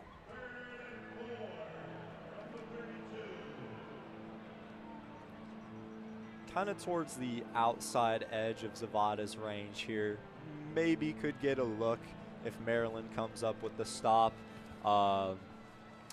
I would love to see Michigan keep going, though, and keep grinding it out and grind down that clock. Same formation here. Davis in the shotgun, O'Meara to his right. 2 receivers out to the right as well. And it's another handoff. And O'Meara breaks through and gets the first down. Down to the Terrapin 24-yard line. Yeah, and after that play, the clock is going to end up running down past 3 minutes here soon with so much time on the play clock. Michigan in no hurry to get this ball snapped, making sure everything's set on the O-line, getting the calls and the signs from the sideline. Another good run and great, great performance for the Michigan running back room. I think we can expect another one here. The running backs have now eclipsed over 200 yards on the ground this game as O'Meara bounces it outside. Gets the close to the first down. Looks to be a little short. A 9-yard gain for the Wolverines' 5th string back. Yeah, it looked like the play was going nowhere at first, bouncing off his own O-lineman and then managing to get to the outside. Very quick acceleration upfield, running north and south. Love the play. Davis back into shotgun. About 8 feet behind the center. O'Meara to his right. Hands it off to O'Meara as he runs to the 10-yard line. Yeah, gets the first down. That play is going to take it all the way down to the 2-minute timeout here in the second half, as Maryland is not elected to use any of their 3 timeouts, especially here with Michigan having a 25-point lead. 45-20, and once we come out of this timeout, we might see a victory formation. Definitely indeed. And just looking back on this game, it's a very balanced attack for the Wolverines. Almost a 1-to-1 ratio between passing yards and rushing yards. Underwood 215 on the day. And the running back room for Michigan with 223 so far this evening.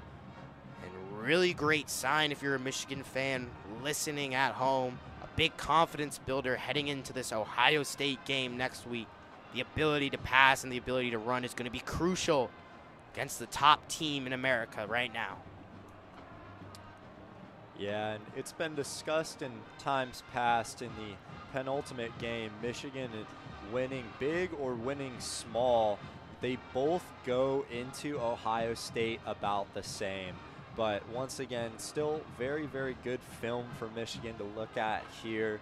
They know what they've done right. They know what they need to keep up, no matter if the game is clean or messy in a week from today. And Max, what have you seen in this game today that maybe be a bright side, something good going into the Ohio State game, or something that you think Michigan needs to improve on before coming home and playing the best team in the country? One thing that I think is very underrated about Michigan is the tight end room.